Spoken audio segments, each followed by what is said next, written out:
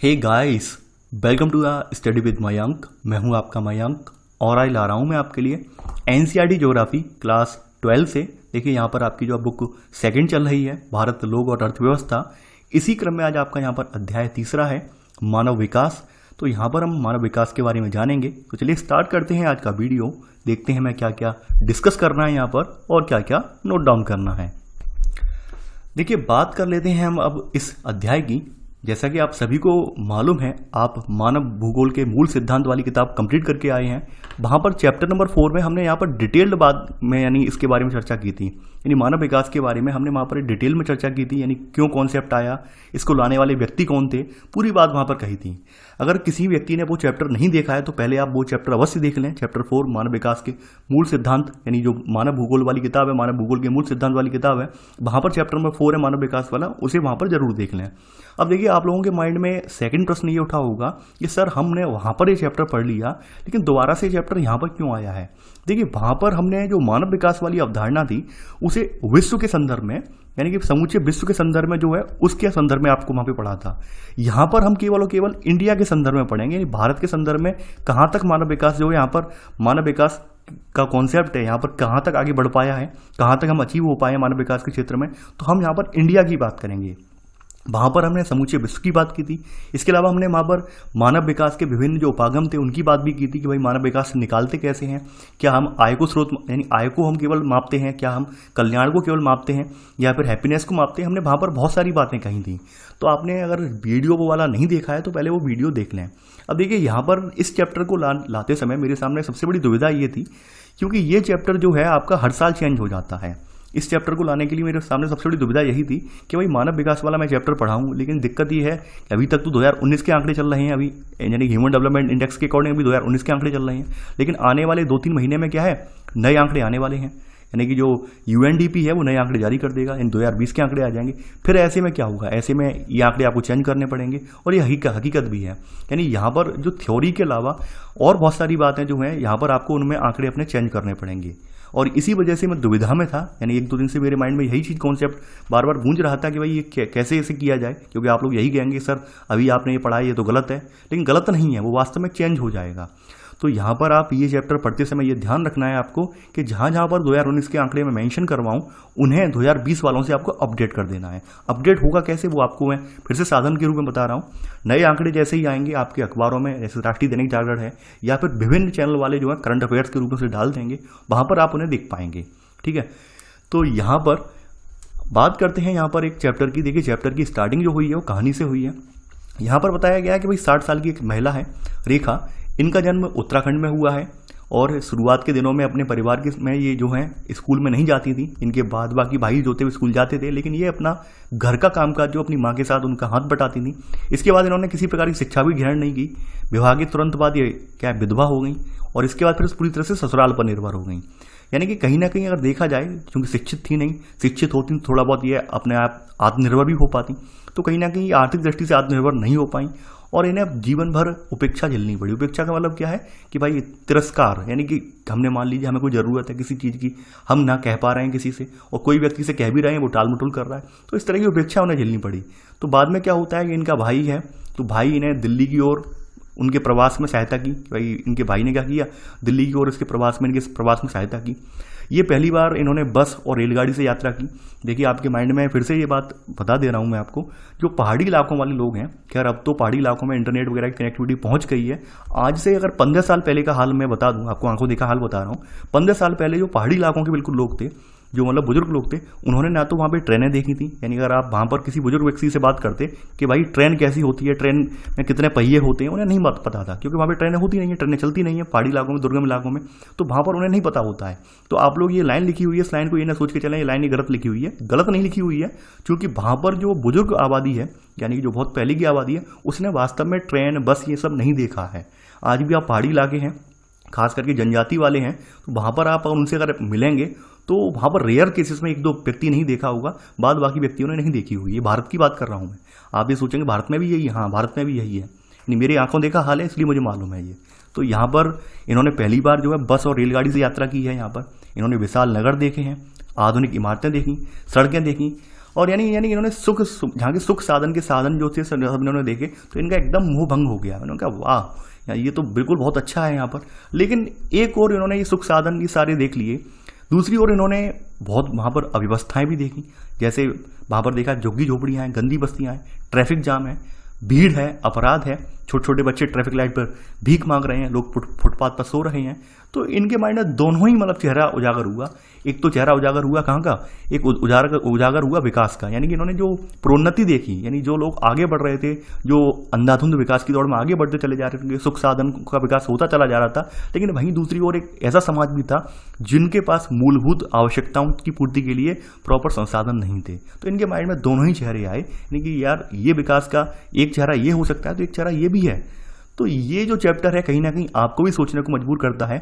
और वास्तव में हम इस टॉपिक पर गहन चर्चा कर चुके हैं। हम जो चैप्टर 4 पढ़ाया था हमने इससे पहले वाली किताब में, तो वहाँ पर हम गहन चर्चा कर चुके हैं इस बारे में कि तमाम विरोधाभास हैं, तमाम चीज़ों के बारे में हमारे मत एक जैसे नहीं है। यानी कि आपने देखा होगा कि हम लोग अमूमन किसी राष्ट्र की जो तरक्की का पैमाना केवल वहाँ की हम जो जीडीपी है, जीडीपी यानी सकल घरेलू उत्पाद को माप कर हम निकाल लेते हैं कि भाई जीडीपी अब बढ़ रही है तो देश तरक्की हो रही होगी, जबकि ऐसा नहीं है। ये बात हमने आपको वहाँ पर भी बताई थी, चैप्टर 4 में भी बताई थी कि यहाँ पर सबसे बड़ा पैमाना यहाँ पर ये है कि भाई व्यक्ति की आमदनी बढ़ रही है या नहीं बढ़ रही है, उसकी जीवन प्रत्याशा बेटर हो रही है या नहीं हो रही है, स्वास्थ्य सुविधाएं उसे मुहैया हो पा रही है नहीं हो पा रही है। लेकिन वही बात है कि हम लोग केवल क्या है, जीडीपी का बढ़ना हमारे लिए हमेशा जो है फलतः सुखदायी नहीं होता है। ये बात आप पहले भी पढ़ चुके हैं, अर्थशास्त्र पढ़ाया मैंने, वहाँ पर भी आपको बताया था कि हमेशा जब जीडीपी बढ़ती है तो ये नहीं कह सकते कि जीडीपी के बढ़ने से देश की प्रोन्नति होगी या तरक्की होगी, ये नहीं कह सकते। यानी मैंने आपको एग्जाम्पल भी दिया था कि देश के 50 टॉप लेवल के ऐसे व्यापारी हैं देश में, यानी ऐसे अरबपति हैं देश में जिनकी 50 लोगों की जो है पूरी मिला दिया जाए, 50 लोगों का नेटवर्थ मिला दिया जाए तो यकीन मानिए भारत की लगभग 1/3 जनसंख्या की आमदनी के बराबर उनका नेटवर्थ बैठेगा। हकीकत है ये। तो आप उनकी आमदनी को अगर यहाँ पे पूरा एग्रीगेट करके रख दें, समाहित करके एक बना लें आंकड़ा और ये कहते हैं भारत बहुत आगे तरक्की कर रहा है, तो ये बिल्कुल बात गलत साबित होगी। यानी कि हमें प्रति व्यक्ति भी देखना है कि नहीं, यानी हर इंडिविजुअल व्यक्ति की ग्रोथ हुई है या नहीं हुई है, हर इंडिविजुअल व्यक्ति के पास संसाधन है या नहीं है, हर इंडिविजुअल व्यक्ति जो है उसकी शिक्षा स्वास्थ्य सुविधाओं तक पहुंच है या नहीं है। तो ये सब चीज़ें हमारे लिए बहुत इंपॉर्टेंट है। देखिए यहाँ पर चैप्टर की स्टार्टिंग थोड़ी यहाँ पर टफ है। टफ का मतलब यहाँ पर ये है, शुरुआत में इन्होंने यहाँ पर पूरा वही एक आलोचनात्मक रवैया अपनाया है पूरा स्टार्टिंग में विकास के संदर्भ में कि भाई विकास क्या है क्या नहीं है। आलोचनात्मक रवैया इन्होंने इसलिए अपनाया है क्योंकि इन्हें लग रहा है कि आप लोग पढ़कर आए हैं और वास्तविकता यही है कि आप लोगों ने पहली वाली किताब समाप्त कर ली है। देखिए मेरा अनुरोध है, अगर आप में से कोई भी व्यक्ति ऐसे हों जो डायरेक्ट इस किताब पर आ गए हैं तो आप पहले मानव भूगोल के मूल सिद्धांत वाली किताब कंप्लीट कर लें। और दूसरी बात मैं और बता दूं, आपको मोस्टली यहाँ पर वही सारे टॉपिक आप देखेंगे, वो सब टॉपिक रिपीट होंगे उस किताब के। रिपीट क्यों होंगे? वहाँ पर वो सारे टॉपिक हमने पढ़े थे वो वैश्विक संदर्भ में थे और यहाँ पर भारत के संदर्भ में देखेंगे। तो यकीन मानिए हम दोनों चीज़ें यहाँ पर कंपेयर करेंगे। सबसे पहले बात कर लेते हैं विकास की परिभाषा, यानी आधुनिक विश्व में विकास या मानव विकास किस प्रकार होना चाहिए। देखिए आपने वहाँ पर पढ़ा तो था कि मानव विकास वाला कॉन्सेप्ट है, इसको प्रतिपादित करने वाले एक पाकिस्तानी अर्थशास्त्री हैं महबूब उल हक, डॉक्टर महबूब उल हक, तो उन्होंने कॉन्सेप्ट दिया था। ये बात आप पढ़कर आए हैं, वहाँ पर लिख भी चुके हैं।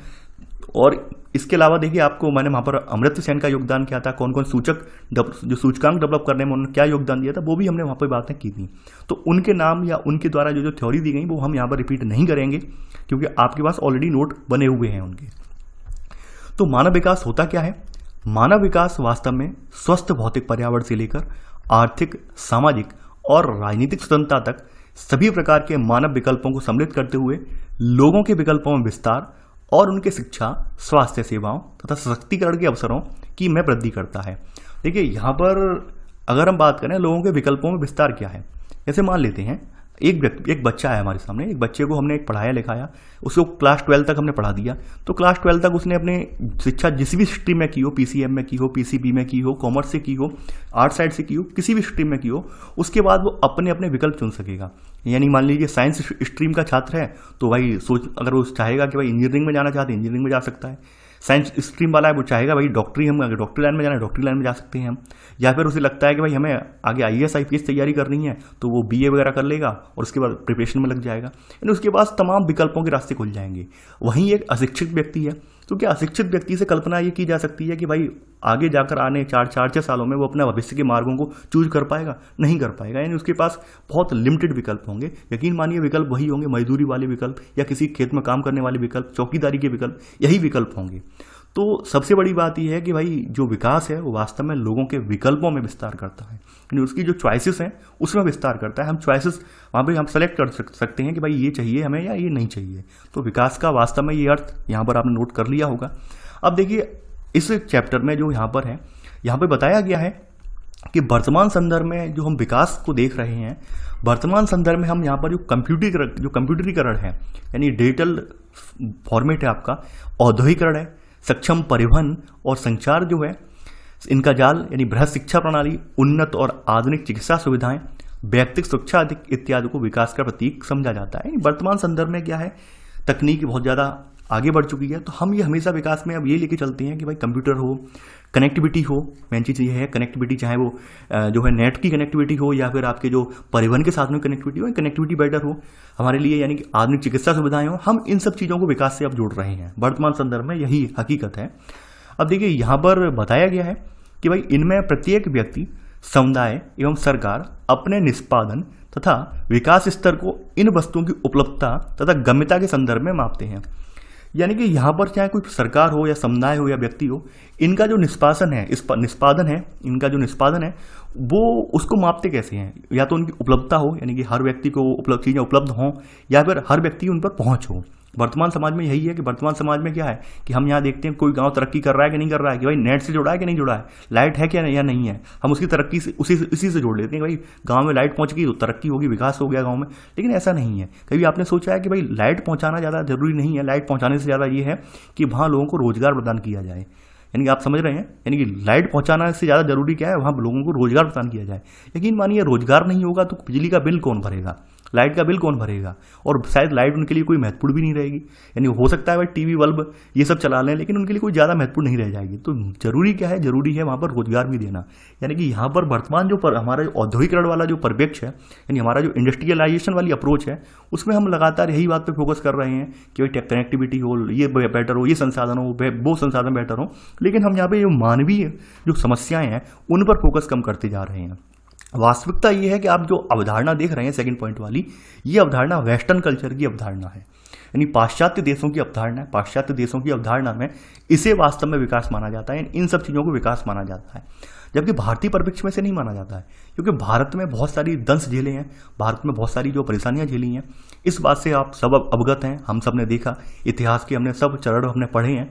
हर चरण में हमने ये महसूस किया है कि हमारे यहाँ किस तरह से शोषण हुआ है, किस तरह से हमारे यहाँ औपनिवेश के दौरान हमारे यहाँ एक यहाँ पे अंधाधुंध तरीके से यहाँ पे संसाधनों का हनन हुआ है, संसाधनों की चोरी करके ले गए हैं लोग कैसे, ये सब चीज़ें आपने देखी। समाज में आपने विभेद भी देखा है। तो यहाँ पर हमारे यहाँ ये कॉन्सेप्ट लागू नहीं होता है। कहने का मतलब यहाँ पर किताब का कहने का मतलब यही है कि ये जो अवधारणा है, लोग कह रहे हैं कि भाई इन चीज़ों में विकास हो जाए तो हमारे यहाँ सब कुछ हो गया, लेकिन भारत के संदर्भ में ये सही नहीं है।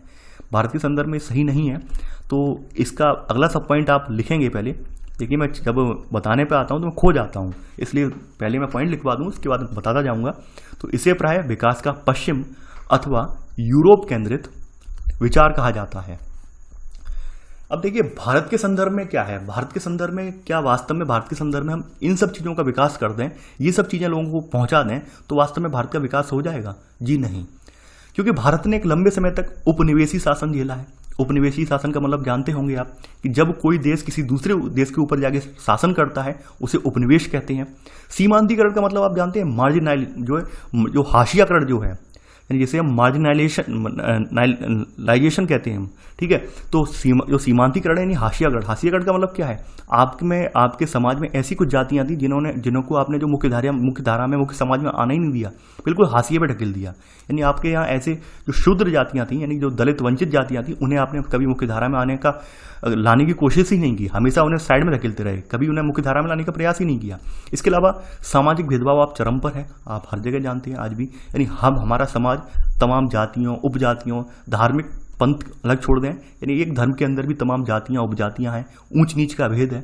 तो क्या ऐसे में हमारे यहाँ जो ऊपर सेकंड पॉइंट पर जो हमारे यहाँ संसाधनों की बात की गई है, जिन जिन रिसोर्सेज की बात की गई है, क्या उन रिसोर्सेज को देने से हमारे यहाँ जो है विकास हो जाएगा? जी नहीं। यानी हमारे यहाँ इन सब बातों पर भी हमें जो है यहाँ पर ध्यान देना पड़ेगा। यानी इन सब बातों पर ही फोकस करना पड़ेगा। देखिए मैं आपको एक बात बता दूंगा, आपके अगर आपने समाजशास्त्र पढ़ा है, अगर नहीं पढ़ा है तो मैं बता दे रहा हूँ यहाँ पर।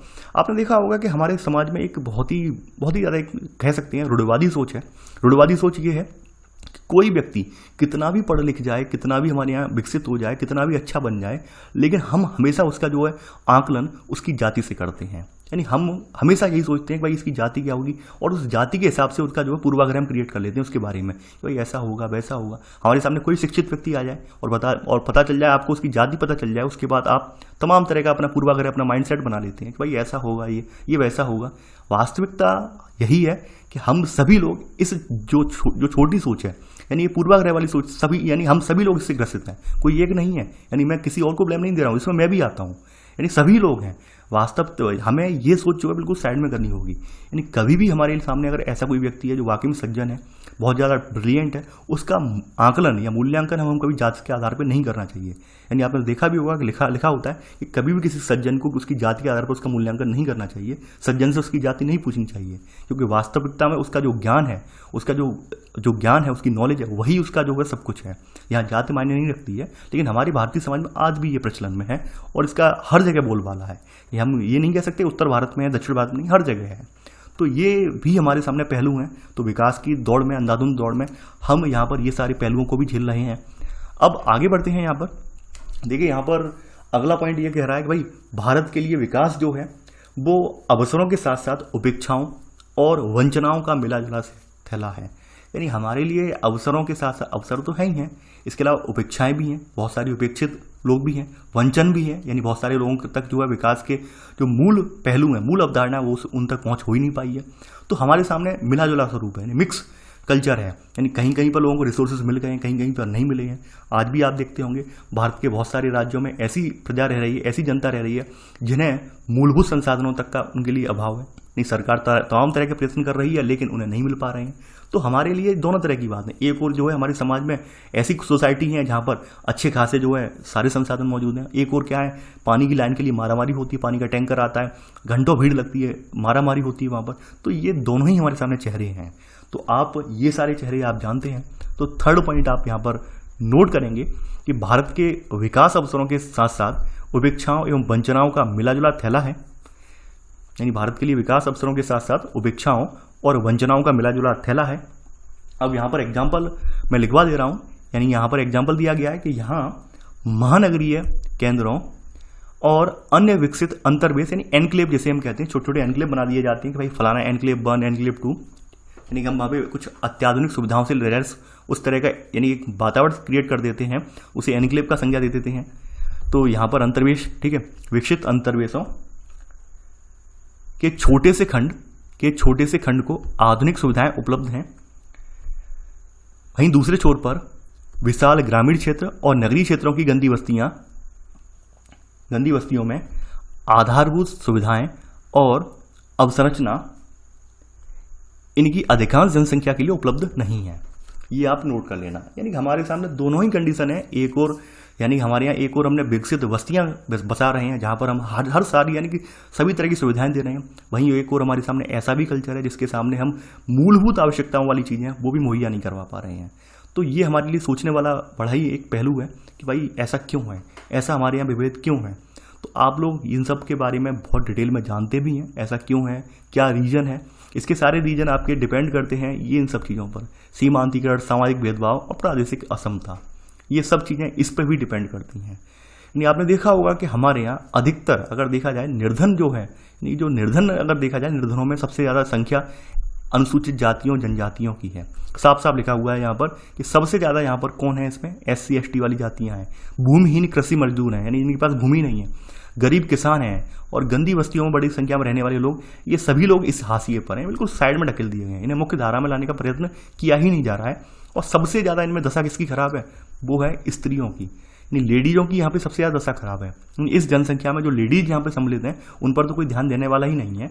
तो यहाँ पर आप इसमें सब पॉइंट लिखेंगे, सेकंड सब पॉइंट यहाँ पर लिखेंगे कि अनुसूचित यानी SC ST जातियाँ को भूमिहीन कृषि मजदूर, गरीब किसानों और गंदी बस्तियों में बड़ी संख्या में रहने वाले लोगों इत्यादि का बड़ा समूह सर्वाधिक हाशिए पर है, नहीं बिल्कुल मुख्य धारा से दूर धकेल दिया गया है। आगे बढ़ते हैं। अब देखिए, ये तो विकास के हमने कुछ सामाजिक और राजनीतिक पहलू थे, इन पर हमने चर्चा कर ली कि सामाजिक पहलुओं के तहत हमने ये सब चीज़ें देख ली, जाति आधारित भेदभाव, ये सब चीज़ें हमने देख ली। थोड़ा सा हम इसका पर्यावरणीय पहलू देखते हैं। पर्यावरणीय पहलू जो है ये अभी आपके आधुनिक विकास की अवधारणा में ये पहलू आपका जुड़ गया है। जब से इसमें आपके विकास में औद्योगिकरण जुड़ा है, तब से पर्यावरण के संदर्भ में भी यहाँ पर तमाम लोग जो चिंतन करने वाले व्यक्ति थे, उन्होंने भी इस कॉन्सेप्ट को दोहराया है। और फिर विकास वाली अवधारणा में हमें इस पहलू पर भी हमें चर्चा करनी होगी कि वास्तव में पर्यावरण हमारे लिए नितांत आवश्यक है। यकीन मानिए, पर्यावरण स्वच्छ साफ नहीं होगा तो हमारी जो प्रोडक्टिविटी है वो उसका कहीं ना कहीं विनाश होगा। तो यहाँ पर वही कहा गया है चौथे पॉइंट में, आप लिखेंगे यहाँ पर कि विकास का एक अन्य अंतर संबंधित पक्ष भी है, जिसका संबंध यानी जिसका निम्नतर मानवीय दशाओं से सीधा संबंध है। यहाँ पे बताया गया है इसका, इसी में सब पॉइंट, इसका संबंध पर्यावरणीय प्रदूषण से है जो कि पारिस्थितिकी संकट का कारक है। ये आप लिख लेना। देखिए, आप ये बात तो एक अच्छे से जानते हैं कि स्वस्थ वातावरण होगा तो यकीन मानिए हर व्यक्ति आसानी से अपना आगे बढ़ पाएगा, यानी उसके सामने कोई रोग नहीं होंगे, कोई समस्याएं नहीं होंगी, तो यकीन मानिए उसे कोई बीमारी भी नहीं लगेगी। बीमारी नहीं लगेगी तो यकीन मानिए उसके पास जो मौजूद धन है, आर्थिक संचय है, उसका हिनाश नहीं होगा, क्षरण नहीं होगा। और ये मान लीजिए कोई व्यक्ति लगातार बीमार रहता है तो उसका जो संचित धन है वो खत्म हो जाएगा। इसके अलावा उसे जो है तमाम तरह की परेशानियां झेलनी पड़ेंगी। हो सकता है किसी रोजगार में हो, प्राइवेट रोजगार वगैरह में हो, और लंबे समय तक बीमार रहता है तो लोग उसे निकाल देंगे बाहर, उसके सामने रोजगार का संकट हो जाएगा, यानी कि उसके सामने सारे संकट हो जाएंगे। सामाजिकता का संकट भी हो जाएगा, यानी सामाजिक सामर्थ्य में कमी हो जाएगी। इसके अलावा जो है सामाजिक, जो यहाँ पे बताया गया, पर्यावरणीय सामर्थ्य में कमी हो जाएगी। पर्यावरणीय सामर्थ्य में कमी का मतलब क्या है कि प्रदूषण वगैरह के माहौल में वो ज़्यादा दिन तक टिक नहीं पाएगा, उसकी मृत्यु भी हो सकती है। इसके अलावा व्यक्तिगत सामर्थ्य में कमी हो, यानी ऑब्वियस सी बात है, कोई व्यक्ति बीमार रहेगा लगातार, उसका जो है जो यहाँ पर उसके पास आर्थिक संचय है वो धन जो है खत्म होता जाएगा। तो यकीन मानिए व्यक्ति जो है अपनी जो आधारभूत यानी मूलभूत आवश्यकताओं की वस्तुएं उन्हें भी खरीदने में सामर्थ्य नहीं रहेगी। तो ऐसे करके सारी सामर्थ्य कम होती चली जाएंगी, केवल किससे? पर्यावरण से। आपने देखा भी था, जब मैंने अर्थशास्त्र पढ़ाया था तो आपने देखा था कि हमारे यहाँ की ग्रामीण जनसंख्या सबसे ज़्यादा मेडिकल यानी सबसे ज़्यादा स्वास्थ्य सुविधाओं पर खर्च करती है। सबसे ज़्यादा जो है हमारे यहाँ जो गरीब जनसंख्या है, हमारी ग्रामीण जनसंख्या, उसका सबसे ज़्यादा खर्च स्वास्थ्य सुविधाओं को लेने के लिए होता है। क्यों होता है उसका रीजन भी बताया था। आपने देखा था कि हमारे यहाँ ऐसे ऐसे ग्रामीण लोग हैं, वो क्या करते हैं, कोई गांव में कोई झोला छाप डॉक्टर है, उससे इलाज करवाते रहेंगे। अब भाई झोला छाप डॉक्टर ने बना दिया 3-4 हज़ार रुपये का बिल। अब झोला छाप डॉक्टर ने 1 महीने बाद कहा कि भाई ये तो आउट ऑफ कंट्रोल है केस, हम हैंडल ही नहीं कर पा रहे हैं। फिर उन्हें जाना पड़ा शहर के किसी बड़े डॉक्टर के पास, यानी 3-4 हज़ार तो गांव में खर्च कर ही दिए, इसके अलावा शहर वाले डॉक्टर के पास जाने वहाँ भी खर्च किए। अब शुरुआत में ही अगर ये शहर वाले डॉक्टर के पास चले जाते तो यकीन मानिए भाई 400-500 रुपये में निपट जाते, लेकिन शुरुआत में नहीं जा पाए क्योंकि भाई साधन नहीं है इतने। इन्हें यही लगा, थोड़ा आलस टाइप लगा कि भाई शहर कौन जाएगा, घंटे भर वहाँ पर पूरा दिन खराब हो जाएगा किसी डॉक्टर के यहाँ, अच्छे खासे डॉक्टर के यहाँ। लेकिन शहर वाला व्यक्ति क्या करता है, शहर वाला व्यक्ति जो है तत्काल किसी बड़े डॉक्टर के पास गया, सारे चेकअप करवाए, उसे पता चल गया भाई हमारी बॉडी बिल्कुल स्वस्थ है, घर आ गए, कोई टेंशन ही नहीं है। वहीं ग्रामीण व्यक्ति जो है वो इसी में रहा कि भाई यहाँ पे एक गोली सही हो जाएंगे, फिर एक गोली 2 गोली ले ली, फिर इंजेक्शन लगने स्टार्ट हुए, बोतल चढ़ी, उसे ड्रिप वगैरह लगी, यहाँ पर भी मतलब कंडीशन में सुधार नहीं हुआ, शहर भागा। तो आप देखेंगे उसका जो है धन लगातार यहाँ पे खर्च होता चला जा रहा है। धन की कमी नहीं हो रही, धन उसका जो है लगातार यहाँ पे धन जो है खर्च होता चला जा रहा है। वहीं शहरी व्यक्ति जो है एक बार में उसने जो है, आपने देखा होगा ग्रामीण जनसंख्या में और शहरी जनसंख्या में अंतर, कि अगर शहर में कोई मान लीजिए बीमार पड़ता है, आपने देखा होगा किसी अच्छे डॉक्टर के पास जाएंगे तो सबसे पहले ये कहता है कि भाई रिपोर्ट, यानी कि आप चेकअप करवाओ, आप पता नहीं आपके अंदर बॉडी में मलेरिया है, टाइफाइड है, क्या है। जबकि ग्रामीण परिवेश में आपने देखा होगा आदमी बचता है, उसे लगता है कि नहीं यार कहाँ खर्च करेंगे, 200-250 रुपये में रिपोर्ट में लग जाएंगे, लेकिन धीरे धीरे करके उसका जो पैसा बहुत ज़्यादा खर्च हो जाता है। तो यही कारण है कि आप देखेंगे कि जो हमारी ग्रामीण जनसंख्या है वो और ज़्यादा गरीब होती चली जा रही है। तो इसका हमें ये भी यहाँ पर निराकरण करना है कि ये जो ग्रामीण जनसंख्या है इसकी स्वास्थ्य सेवाओं तक पहुँच हो। तो ये बात हम पहले भी डिस्कस कर चुके हैं और डिस्कस हम अर्थशास्त्र में कर चुके हैं इसे डिटेल में, तो वही बात यहाँ पे बताई गई है। आगे बढ़ते हैं। अब यहाँ पर बताया गया है आपके विभिन्न जो हैं पहलू, कि यहाँ पर एक पहलू यहाँ पे बताया गया है कि भाई ये हमें पश्चिमी जो धारणा है इससे हटकर हमें जो वर्तमान है यानी मानव विकास के प्रादेशिक विषमता है, इन सब चीज़ों पर भी हमें विचार करना चाहिए। हमें जो पश्चिमी जो अवधारणा हमारी चल रही है सेकंड पॉइंट वाली, इस अवधारणा से अलग हटकर हमें जो भारतीय परिप्रेक्ष्य में उसमें भी हमें विचार करना पड़ेगा। तो ये बात तो आप सभी जानते हैं कि हर चीज़ हर जगह एप्लीकेबल नहीं होती है। आपने ये भी पढ़ा था इसी किताब नहीं, सॉरी, पॉलिटी वाली में पढ़ा था आपने कि जो हमारे यहाँ जाति व्यवस्था वाला दंश है वो केवल भारत में देखने को मिलता है, दुनिया के किसी भी देश में नहीं है। यानी जाति व्यवस्था केवल और केवल आपके भारत में है।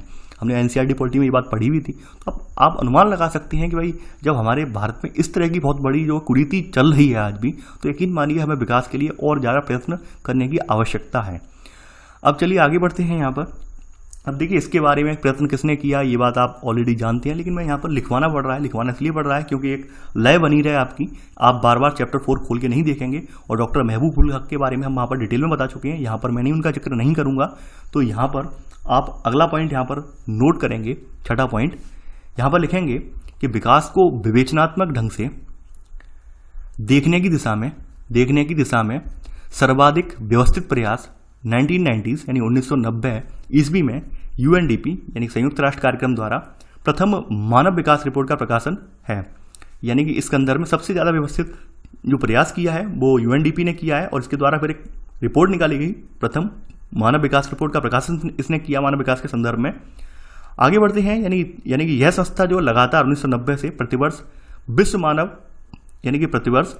मानव विकास रिपोर्ट को प्रकाशित करती आ रही है। ये लिख लेना छठे का सब पॉइंट। आगे बढ़ते हैं। अब देखिए यहाँ पर 1993 की जो इनकी रिपोर्ट थी, 1993 में इन्होंने कुछ चीज़ों को और ऐड किया है। यहाँ पर इन्होंने बताया है सेकंड सब पॉइंट में कि 1993 ईस्वी की मानव विकास रिपोर्ट के अनुसार प्रगामी लोकतंत्रीकरण यानी बढ़ता हुआ लोकतंत्रीकरण और बढ़ता हुआ सशक्तिकरण मानव विकास की न्यूनतम यानी लोक सशक्तिकरण मानव विकास की न्यूनतम दशाएं हैं।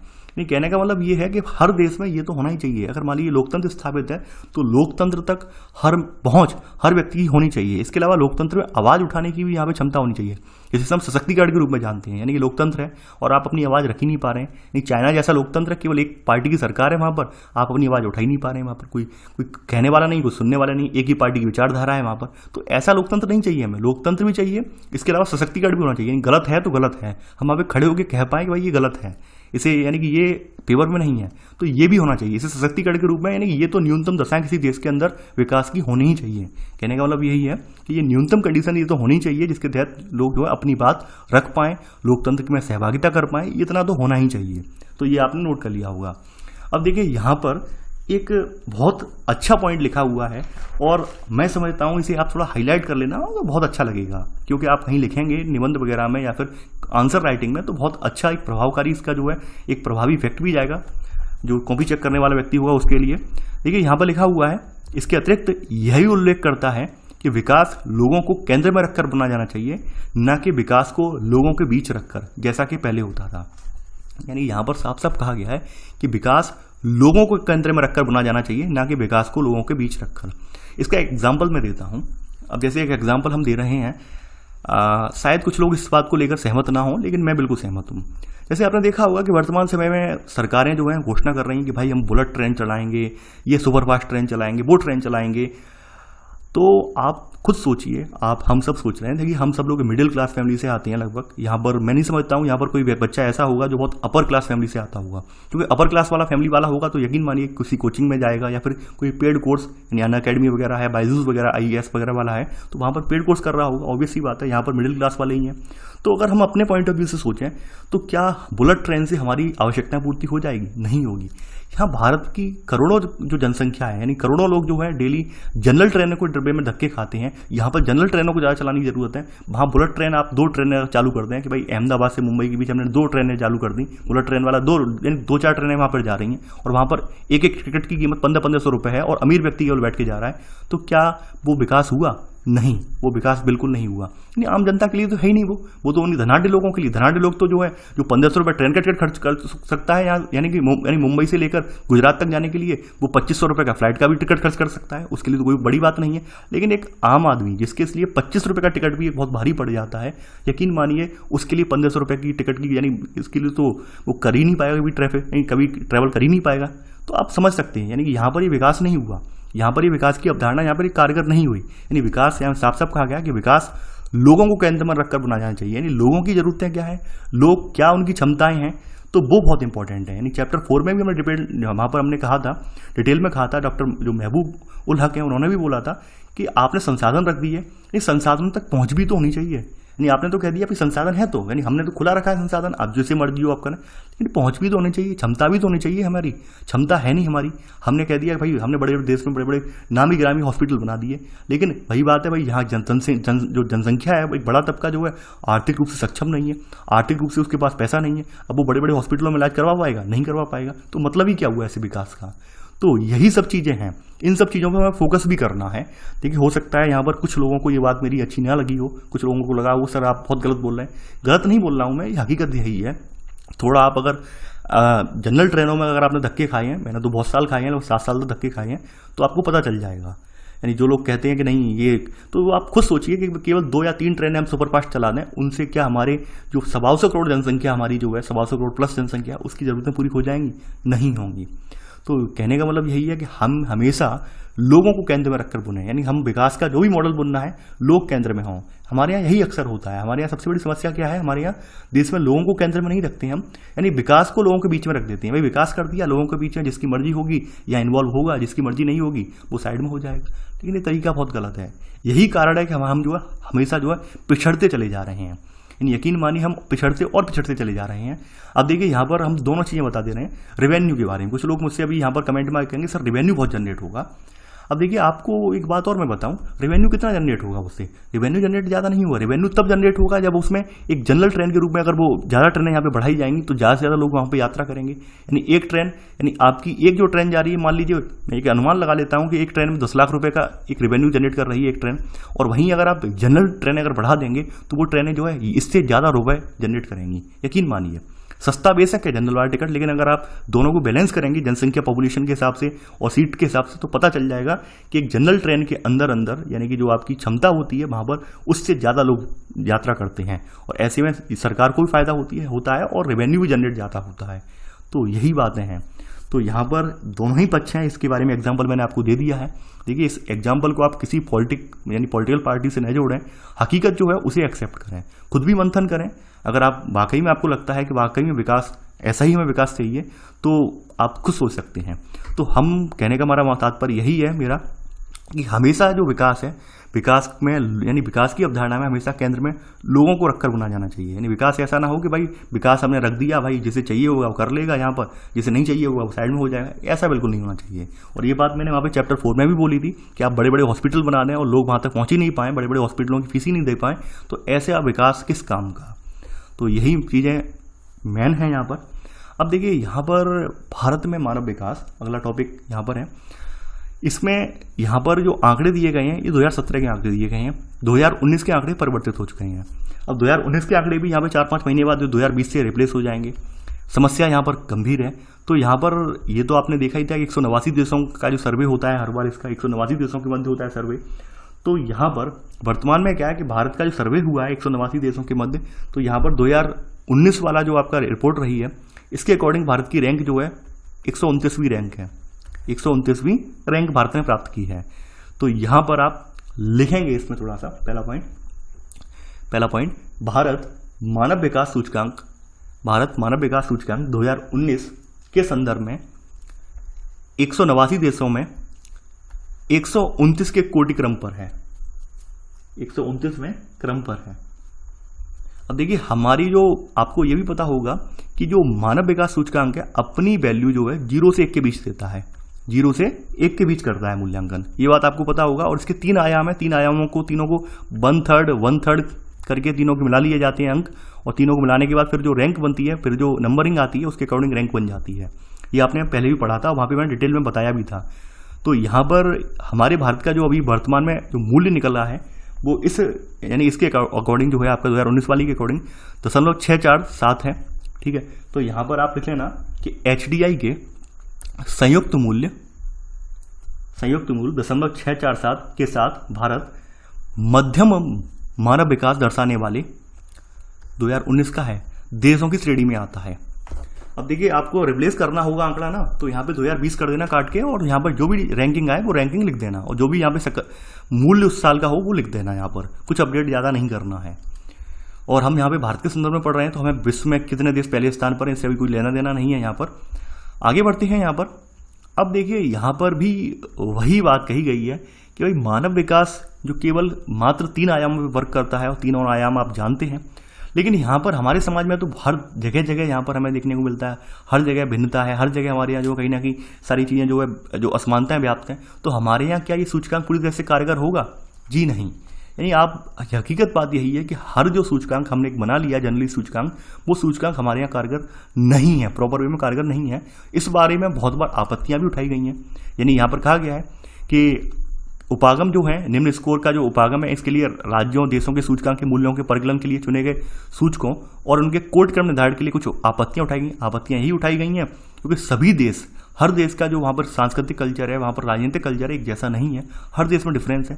तो फिर ये एक जैसा सूचकांक बनाकर आप रैंकिंग कैसे कर दे रहे हैं, ये भी इंपॉर्टेंट है। यानी हमें हर पहलू पर विचार करना है। यानी हमारे यहाँ उपनिवेशवाद भी रहा है, साम्राज्यवादी भी रहा है। साम्राज्यवाद का मतलब जानते हैं, हमारे यहाँ बड़े बड़े विस्तारवादी साम्राज्य रहे हैं जिन्होंने अपने फायदे मुनाफे के लिए जनता का शोषण किया है। नव साम्राज्यवाद में आपके जो है यही जो आपके जो ब्रिटिशर्स हैं ये आ जाते हैं।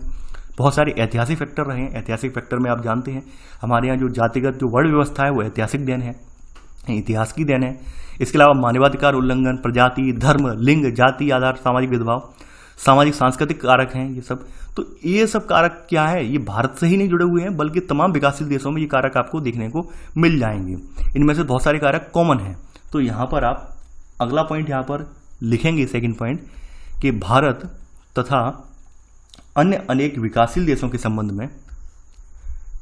में इसी में नोट करेंगे उपनिवेशवाद, साम्राज्यवाद और नव साम्राज्यवाद जैसे ऐतिहासिक कारकों, सेमीकोलन है फिर, कोमा, मानवाधिकार उल्लंघन, प्रजाति, धर्म, लिंग और जाति के आधार पर सामाजिक भेदभाव जैसे सांस्कृतिक कारकों, ये सेकंड सब पॉइंट इसका कर देना। यानी कि ये आपका पहला सब पॉइंट हो गया और ये आपका सेकंड सब पॉइंट हो गया। सामाजिक कारक भी हैं हमारे। तीसरे कारक आपके जो है थर्ड सब पॉइंट में अपराध, आतंकवाद, युद्ध जैसी सामाजिक समस्याएं हैं। इसके अलावा और सरकार का स्वरूप, सशक्तिकरण का स्तर जैसे राजनीतिक कारक हैं। तो हमारे देशों में इन पक्षों का भी विशेष महत्व है, ये लिख लेना है, इन पक्षों का भी विशेष महत्व है। यानी हमें इन सब चीज़ों पर भी बात करनी होगी। यानी आपने देखा होगा कि हमारे देश में हमारे ऐसे अड़ोसी पड़ोसी हैं जो लगातार घुसपैठ करने की फिराक में रहते हैं। पाकिस्तान जो सबसे शैतान पड़ोसी है हमारा, कभी सुधरने वाला ही नहीं है। तो आप समझ सकते हैं कि हमारे यहाँ विकास का स्तर पर क्या होगा। यानी आप समझ रहे होंगे लगातार गोलीबारी होती है, बमबारी होती रहती है, तो जो निकटवर्ती बॉर्डर के किनारे वाले गाँव हैं उन लोगों की दशा क्या होगी, आप समझ सकते हैं। तो यहाँ पर हमारे यहाँ उन सब कारकों पर भी यहाँ पर फोकस करना होगा, उन सब चीज़ों को भी सोचना होगा। लगातार हमारे यहाँ आप देख रहे होंगे कि देश विरोधी गतिविधियाँ जो है लगातार चल रही हैं हमारे यहाँ। देश तोड़ने वाली विचारधारा हमारे यहाँ खूब व्याप्त है। इसके अलावा आपने देखा होगा जो चरमपंथ है, उग्रवाद है, इन सबको भी लोग बढ़ावा दे रहे हैं जगह जगह। तो इन सब से कैसा निपटा जाए, ये सब कहीं ना कहीं जो हमारी जो विकास है, विकास में हमारे ये अड़चन पैदा करने वाले कारक हैं। ये सब चीज़ें हैं, आतंकवाद हुआ, जो है भाई भतीजावाद हुआ, इसके अलावा उग्रवाद वाली भावना हुई, चरमपंथ जिसे हम बोलते हैं, ये सब हमारे सही बात तो यही है कि हमारे विकास में ये बाधा उत्पन्न करने वाली चीज़ें हैं। तो हमें इन सब से भी निपटना है, तो तभी हमारा विकास वास्तव में विकास हो पाएगा। तो यहाँ पर वही सब कारक बताए गए हैं। देखिए ये कारक आपको फोकस में रखने हैं भारत जैसे देश के संदर्भ में, इसलिए यहाँ पर लिखवाए गए हैं। आगे बढ़ते हैं। अब देखिए यहाँ पर यूएनडीपी के सहयोग, यानी यूएनडीपी के तो जो सूचक हैं वो तो आपने देख ही लिए थे, 3 सूचकांक हैं यूएनडीपी के। इसके अलावा यूएनडीपी के सूचकांक के अलावा आपने ये भी देखा था यहाँ पर, अगर हम बात करें कि यहाँ पर हमारे जो पूर्ववर्ती यानी योजना आयोग है, अभी तो नीति आयोग हो गया है, पूर्ववर्ती योजना आयोग, इसने क्या किया था, इनके आधार पर अपने भारत के राज्यों का जो है सूचकांक या मानव विकास रिपोर्ट तैयार की थी। तो यहाँ पर आप अगला पॉइंट लिखेंगे, यहाँ पर थर्ड पॉइंट, कि यूएनडीपी द्वारा चुने गए सूचकों का प्रयोग करते हुए भारत के योजना आयोग, वर्तमान में तो नीति आयोग है, लेकिन जब से ही भारत के योजना आयोग ने भी अपनी रिपोर्ट जारी की है इसमें, तो भारत के योजना आयोग ने भी भारत के लिए मानव विकास रिपोर्ट तैयार की है। यानी इसने 2011 की जनगणना के आधार पर तैयार की थी। उस समय हमारा जो है मानव जो है योजना आयोग ही था, बाद के समय में ये जो है नीति आयोग में परिवर्तित हो गया है। इसमें क्या किया गया, इसमें इसने राज्यों और केंद्र शासित प्रदेशों को विश्लेषण की इकाई के रूप में यहाँ पे प्रयोग किया इसने। तो यहाँ पर ये लिख लेना इसका सब पॉइंट, थर्ड का सब पॉइंट। देखिए इस रिपोर्ट में भी यहाँ पर इसे जो है, यानी यहाँ पर रिपोर्ट तैयार जो की है योजना आयोग ने, तो इसमें भी इसने 3 ही सूचकों का प्रयोग किया है। तो वो 3 सूचक जो आपने पहले पढ़े हैं वही सूचक यहाँ पर भी हैं।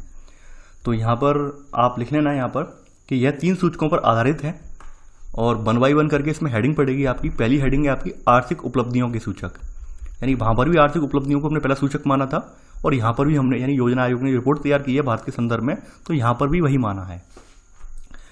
देखिए यहाँ पर आपको पहले भी मैंने बोला है और ये भी आज भी बता रहा हूँ कि सबसे इम्पोर्टेंट है कि हमारे पास संसाधन जो है उन तक लोगों की पहुँच है या नहीं है, इन संसाधनों का जो वितरण है वो किस प्रकार से हुआ है, तो इस आधार पर हमारा आर्थिक उपलब्धि हमें पता चलती है। आपने ये भी देखा था कि पहले के टाइम में जो तमाम तरह का जो हमारे समय औपनिवेशिक समय था, उस समय भी आपने देखा था संसाधनों का असमान वितरण था, यानी जो धनी था वो और धनी हो रहा था, गरीब था वो और गरीब होता चला जा रहा था। इसके अलावा जो गरीब कृषक वगैरह थे उनकी जमीनें छीन छीन कर जो जमींदारों वगैरह को दे दी गई थी, जमींदार उनसे कर वसूलते थे। यानी एक तरह की जो व्यवस्था थी वो उसमें भी अव्यवस्था थी, व्यवस्था नहीं थी वो, वास्तव में वो एक अव्यवस्था थी। और उस अव्यवस्था का परिणाम आप सब जानते हैं कि हमारे किसान इतने ज़्यादा गरीब हो गए, इतने ज़्यादा गरीब हो गए कि तमाम अकाल भी पड़े हमारे यहाँ, लाखों की संख्या में किसान जो यहाँ पे मारे भी गए, उनके परिवार खत्म भी हो गए। ये बात आप जानते हैं कि आपके यानी कि आज़ादी से पहले हमारे भारत में काफ़ी सारे अकाल पड़े हैं, जिसमें 1943 वाला अकाल सबसे बड़ा अकाल माना जाता है। तो ये भी आपके सामने ये सारी बातें छुपी नहीं है। यानी ये हुआ क्यों, ये ऐसा होने का रीज़न क्या था, क्योंकि हमारे पास उस समय जनसंख्या भी इतनी ज़्यादा नहीं थी, जमीन भी पर्याप्त थी, फिर भी ये स्थिति आई। स्थिति इसी वजह से आई क्योंकि असमान वितरण था। वितरण अगर प्रॉपर तरीके से हुआ होता तो ये स्थिति आती नहीं। यानी कि आपने देखा होगा बहुत बड़े जमींदार थे, उनके पास 500-500 बीघा जमीन थी, यानी 100-100 एकड़ के उनके जो खेत थे। तो ये सब असमान वितरण होने की वजह से ये सब स्थिति क्रिएट हुई। तो मेन चीज़ डिपेंड करती है, किसी देश की आर्थिक उपलब्धि डिपेंड करती है वहाँ की चीज़ों के वितरण की, यानी कि वहाँ पर चीज़ों का वितरण कैसे, संसाधनों का वितरण कैसे है, उस तक जो वितरण संसाधन है उस पर पहुँच है या नहीं है। वास्तव में यही जो है कहा गया है मानव विकास की एक कुंजी है। तो यहाँ पर आप पहला पॉइंट लिख लेना है इसमें कि समृद्ध संसाधन आधार और इन संसाधनों तक सभी विशेष रूप से निर्धन, पद दलित और हाशिए पर छोड़ दिए गए लोगों की पहुंच उत्पादकता, कल्याण और मानव विकास की कुंजी है। अब देखिए आपने ये बात देखी थी कि हम हमेशा जो है जीडीपी के फॉर्म में, यानी यहाँ बताया गया है कि सकल घरेलू उत्पाद और इसकी प्रति व्यक्ति उपलब्धता को किसी देश के संसाधन आधार का माप माना जाता है। यानी ये बात आप जानते हैं कि किसी देश के जीडीपी के फॉर्म में हम यहाँ पे मापते हैं आर्थिक उपलब्धि को। और ये इस बार में पहले भी मैं बता चुका हूँ, इस बारे में काफ़ी आलोचना भी हुई है इसकी, क्योंकि ये यहाँ पर क्या करता है, प्रति व्यक्ति आय यहाँ पर देख लेता है। प्रति व्यक्ति आय हमारे यहाँ जो है हर व्यक्ति की ना निकाल कर हम लोग एक जो है समग्र रूप में निकालते हैं। समग्र रूप में क्या है, सबको मिला के रख देते हैं, तो क्या है कि सभी की आय लगभग 1,30,000 के करीब पहुँच जाती है, जबकि ऐसा है नहीं। वास्तविकता में हमारे यहाँ ऐसे भी व्यक्ति हैं जो सालाना 50,000 रुपये भी नहीं कमा पाते हैं, ये बात आप जानते हैं। तो यहाँ पर सेकेंड पॉइंट आपने लिख लिया होगा। अब देखिए यहाँ पर ये बात आप जानते हैं कि हमारा लगातार जीडीपी बढ़ता जा रहा है। जीडीपी बढ़ने से हमारे यहाँ जो है भारत में प्रति व्यक्ति आय का जो है अंतर है वो बढ़ता जा रहा है, प्रति व्यक्ति आय हमारे यहाँ जो बढ़ रही है लगातार। इसके अलावा हमारे यहाँ आय उपभोग, यानी कि जो हमारी वस्तु उपभोग है, उपभोग व्यय, उसमें वृद्धि हुई। उपभोग व्यय का मतलब ये है कि पहले की जो लोगों की ज़रूरतें थीं वो ज़रूरतें केवल क्या थी, रोटी कपड़ा और मकान तक थी। जैसे जैसे संसाधनों का विकास हुआ, टेक्नोलॉजी का विकास हुआ, वैसे वैसे लोगों की ज़रूरतें बढ़ती गईं। नहीं, अगर देखा जाए आज के समय में और आज से 50 साल पुराने समय में, 50 साल पहले क्या किसी का जो नेट का खर्चा होता था, मोबाइल का खर्चा होता था, टीवी या लैपटॉप इन सब में खर्चा होता था? नहीं होता था। यानी साधन आपके वही थे, बैलगाड़ी वाले साधन थे। लोग ना तो ट्रेनों के शौकीन थे, ना बाइक के शौकीन थे, ना उस समय ना तो ये कार वगैरह का तो मतलब ही नहीं था। लेकिन वर्तमान में ये सब चीज़ें जैसे जैसे आपके सामने हैं, संसाधन है, आपको लगता है भाई है ये हमारे पास होने चाहिए, हमें ये लेना चाहिए, तो ऐसे करके आपका जो उपभोग व्यय ये भी बढ़ रहा है। तो यहाँ पर आपको वही बताया गया है, आप यहाँ पर लिखेंगे इसमें सब पॉइंट करके कि विगत वर्षों में भारत में प्रति व्यक्ति आय और उपभोग व्यय में वृद्धि हुई है। आगे बढ़ते हैं यहाँ पर। अब देखिए यहाँ पर हमारे यहाँ बताया गया है थर्ड पॉइंट में कि सन 2011-12 में हमारे यहाँ कितना % लोग हैं जो गरीबी रेखा के नीचे रह रहे हैं, यानी बिलो पॉवर लाइन के नीचे रह रहे हैं, बिलो पॉवर्टी लाइन के नीचे हैं, यानी BPL जो हम बोलते हैं। तो यहाँ पर बताया गया है कि ग्रामीण क्षेत्रों में 25.7% लोग और शहरी क्षेत्रों में हमारे यहाँ 13.7% लोग, और पूरे देश में लगभग 21.9% लोग जो थे वो गरीबी रेखा के नीचे वाले जीवन यापन करने वाले लोग थे। यानी जो लोग बिलो पॉवर्टी लाइन यानी गरीबी रेखा के नीचे जीवन यापन करने वाले लोग हैं, ऐसे लोगों की संख्या बताई गई है कि टोटल पूरे देश में जो है 21.9% है। ग्रामीण क्षेत्र में सबसे ज़्यादा 25.7% है, शहरी क्षेत्रों में 13.7% है। तो ये आप थर्ड पॉइंट में आप लिख लेना। गरीबी के मामले में हमारे यहाँ कुछ राज्य हैं जिनका क्रम यहाँ पर दिया गया है। यहाँ पर सबसे ज़्यादा गरीबी में आपका जो छत्तीसगढ़ बताया गया है। तो यहाँ पर कुछ राज्यों के नाम दिए गए हैं, यहाँ बताए गए हैं। झारखंड, बिहार भी है इसमें शामिल। देखिए तो यहाँ पर तो अभी 2-3 राज्यों ही रख दिए गए हैं, वैसे झारखंड, बिहार ये सब आते हैं राज्य इसमें। तो यहाँ पर आप थर्ड का सब पॉइंट यहाँ लिखेंगे कि गरीबी के आंकड़े दर्शाते हैं कि छत्तीसगढ़, मध्य प्रदेश, मणिपुर, उड़ीसा, दादर और नागर हवेली में उनकी 30% से अधिक जनसंख्या गरीबी रेखा से नीचे जा रही है। वहीं कुछ राज्य ऐसे हैं जहां पर 10 से 20% के बीच का आंकड़ा है। जैसे यहाँ राज्य बताए गए हैं, इनमें जो है जनसंख्या है वो 10 से 20% गरीबी रेखा के नीचे है। तो सबसे जो ज़्यादा है गरीबी की रेखा के नीचे जनसंख्या, उनके राज्यों के नाम लिख लीजिए, बाद बाकी राज्यों के नाम लिखने की जरूरत नहीं है। तो यहाँ पर आगे बढ़ते हैं। अब देखिए यहाँ पर जो हाईलाइटेड पॉइंट्स हैं वहाँ पर एक बात लिखी गई है और वो बात आपके लिए बहुत इंपॉर्टेंट है, खास करके आपका जो निबंध लेखन की दृष्टि से बहुत इंपॉर्टेंट है। यहाँ पर बताया गया है भाई गरीबी वंचित रहने की अवस्था है। बिल्कुल सही बात है, यानी कि आप गरीब हैं, आपके पास पैसे नहीं है, यकीन मानिए आप सुख संसाधनों से वंचित रह जाएंगे। आपके पास पैसे नहीं है, आप अच्छी कोचिंग नहीं जा पाए, हकीकत बात यही है। यानी अगर आपके पास बहुत अच्छे खासे पैसे होते, आपके घर वाले अच्छे खासे होते, तो आप यहाँ पे चैनल पर क्यों पढ़ रहे होते? आप भी सोच रहे होते कि भाई हम दिल्ली की किसी कोचिंग में, प्रयागराज की किसी कोचिंग में हम चले जाएं, ऐसा आपके मन में आता होगा। तो यहाँ पर वही बात है, गरीबी वंचित रहने की अवस्था, यानी हमारे पास पैसा नहीं होता है तो हम बहुत सारे साधन हैं उनसे हम वंचित रह जाते हैं, उनसे वो हमारे लिए पहुँच से हमारे दूर हो जाते हैं। और कहा गया है कि भाई निरपेक्ष रूप से यानी एब्सोल्यूट वे में ये व्यक्ति की सतत, स्वस्थ और यथोचित उत्पादक जीवन जीने के लिए आवश्यक जरूरतों को संतुष्ट न कर पाने की असमर्थता को प्रतिबिंबित करती है। यानी कि यहाँ पर जो लाइन लिखी गई है वो बिल्कुल शुद्ध हिंदी में लिखी गई है। यहाँ बताया गया है कि यह व्यक्ति क्या है, सतत, स्वस्थ और जो यथोचित जो आपकी उत्पादक जीवन है, यानी कि हम जो उत्पादकता करते हैं अपने जीवन में, हम जो उतार चढ़ाव जो हमारे आते हैं, हम जो अपने जीवन में प्रोडक्टिविटी करते हैं या फिर हम जो चीज़ों को अचीव करते हैं, तो उनके लिए हमें जो आवश्यक जरूरतें चाहिए, आवश्यक हमारे लिए चीज़ें चाहिए, तो उन्हें भी वो भी हम प्राप्त नहीं कर पाते हैं। तो वास्तव में गरीबी इस बात को प्रतिबिंबित करती है, इस बात को दर्शाती है। तो ये बात आप लाइन लिख लेना आप।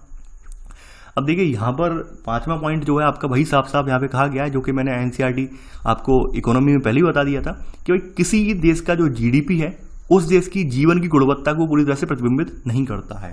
क्यों? रीज़न यही है कि हम सकल घरेलू उत्पाद निकाल लेते हैं, लेकिन हम यहाँ पर प्रति व्यक्ति आय, इन सब चीज़ों पर फोकस ज़्यादा नहीं कर पाते हैं। और प्रति व्यक्ति आय में भी हम जो है सम्मिलित रूप से आय निकालते हैं भाई, किसी इंडिविजुअल की आय नहीं निकालते हैं, और सम्मिलित रूप से निकालते हैं। तो इस वजह से क्या होता है, सम्मिलित रूप से निकालने की वजह से मैंने आपको पहले ही बताया था कि 50 आपके यहाँ के अरबपति जो है बिजनेसमैन, उनकी जो इनकम है, उनके पास जो पैसा है, अगर वो रख दिया जाए तो हमारी एक लगभग देश की लगभग 1/3 आबादी से ज़्यादा का जो पैसा है उससे ज़्यादा निकल जाएगा। तो ये बात आप जानते हैं। तो यहाँ पर वही बात कही गई है। तो यहाँ पर बताया गया है कि भाई इसके अलावा बिना रोजगार की आर्थिक वृद्धि और अनियंत्रित बेरोजगार भारत में गरीबी के अधिक होने के महत्वपूर्ण कारणों में से एक है। यानी कि हमारे यहाँ क्या है, हमारे यहाँ आर्थिक वृद्धि तो होती जा रही है, लेकिन हमारे यहाँ रोजगार नहीं बढ़ रहा है, ये समस्या है। यानी आर्थिक वृद्धि आप देख रहे होंगे, उपक्रम स्थापित हो रहे हैं, ये कंपनियां वो कंपनियां लग रही हैं, लेकिन हमारे यहाँ क्या रोजगार बढ़ रहा है? रोजगार नहीं बढ़ रहा है। रोजगार की स्थिति आज की जड़ की जड़ ही है, यानी बिल्कुल वही यथावत बनी हुई है, मारामारी है हर जगह। आप देखते होंगे कहीं पर एक 84 का भी फॉर्म निकलता है तो वहाँ पर एक जो IIT ग्रेजुएट हैं वो भी वहाँ पर फॉर्म डालने आ जाते हैं, यानी वहाँ पर PhD धारक भी आ जाते हैं। तो ये आप देख रहे हैं किस तरह की बेरोजगारी, किस तरह की मारामारी है हमारे देश में। तो ये सब चीज़ें आप देख रहे हैं। तो यहाँ पर वही बात बताई गई है कि हम लगातार हमारी आर्थिक वृद्धि हो रही है, लेकिन हम रोजगार के साधन आज भी प्रॉपर वे में हमारे देश में नहीं है। अब देखिए इनके पीछे कुछ कारक भी हैं आपके देश में, रोजगार के साधनों तक जो लोगों की पहुंच होनी चाहिए या नहीं होनी चाहिए, उसमें मैं अपनी राय देता हूं यहाँ पर। उसके लिए मैं आपके लिए 1 मिनट लूंगा केवल। देखिए हमारे यहाँ सबसे इम्पोर्टेंट बात यह है कि हमारे समाज का जो मेंटल लेवल है, समाज की जो हमारी मानसिकता है वही खराब है। हकीकत बात यह है कि हमारे यहाँ हम कभी भी नए संसाधन जनरेट करने की कोशिश ही नहीं करते, रोजगार के नए साधन जनरेट करने की कोशिश ही नहीं करते हैं। हम लगातार अपनी जो उपलब्धि है, अपनी महत्वाकांक्षा केवल और केवल हम गवर्नमेंट जॉब में समझते हैं। यानी हमने अपने आप को वहीं सीमित कर लिया है कि भाई गवर्नमेंट जॉब मिल जाएगी हमारी तो हमारी दुनिया इसी में ही है, इससे आगे कोई दुनिया नहीं है। लेकिन ऐसा नहीं है कि गवर्नमेंट जॉब नहीं जिन्हें मिलती है वो आगे कुछ नहीं कर पाते हैं। जिन्हें गवर्नमेंट जॉब नहीं मिलती है, मेरे सामने बहुत सारे एग्जाम्पल ऐसे भी हैं जिनके पास गवर्नमेंट जॉब नहीं थी, लेकिन उन्होंने अपने जीवन में इतना कर लिया कि गवर्नमेंट जॉब वाले भी उनसे बहुत पीछे हैं। तो आप ये बिल्कुल मत सोचना कि हम IAS नहीं बन पाए या फिर हम ये PCS अफसर नहीं बन पाए तो हम कुछ नहीं कर पाएंगे। आप बहुत कुछ कर सकते हैं। और यकीन मानिए एक बात और मैं बोल दे रहा हूँ आपको, जिसको ये लगता है कि IAS बन के हम बहुत कुछ कर लेंगे, तो एक बात मैं आपको फिर से बता दे रहा हूँ, IAS बन के आप वही कर पाएंगे जैसे भीष्म पितामह थे। यानी आप केवल कुर्सी से बंध जाएंगे, कुछ नहीं कर पाएंगे वहाँ पर सच को सच नहीं कह पाएंगे आप। यही हकीकत है आज के समय की। यानी आपने भीष्म पितामह जो महाभारत में किरदार थे, महाभारत में आपने देखा होगा भीष्म पितामह को, यानी कि वहां पर द्रौपदी का वस्त्रहरण हो रहा था, उस समय भी वो कुछ बोल नहीं पाए, केवल कुर्सी की प्रतिज्ञा से बंधे हुए थे। तो वही आपको जो सोच रहे हैं, आप लोग जो सोच रहे हैं कि हम ये करेंगे वो कर देंगे, हकीकत बात यही, आप भी भाई कुर्सी की प्रतिज्ञा से बंध जाएंगे। यही है, यानी हकीकत यही है। अगर मैं उसका आलोचनात्मक भी मैं उसका अगर मूल्यांकन कर दूँ IAS IPS का, तो हकीकत यही है। तो आप लोग कभी ये ना सोचें कि हम जो है रोजगार पालें, रोजगार यानी हम IAS बनेंगे तभी हमारा जीवन सफल है। मैं देखता हूँ, कमेंट देखता हूँ चैनल पर तमाम बच्चों की, सर IAS ही बनना है, कुछ नहीं बनना है लाइफ में, IAS नहीं बना तो कुछ नहीं है लाइफ में। ऐसा कुछ भी नहीं है।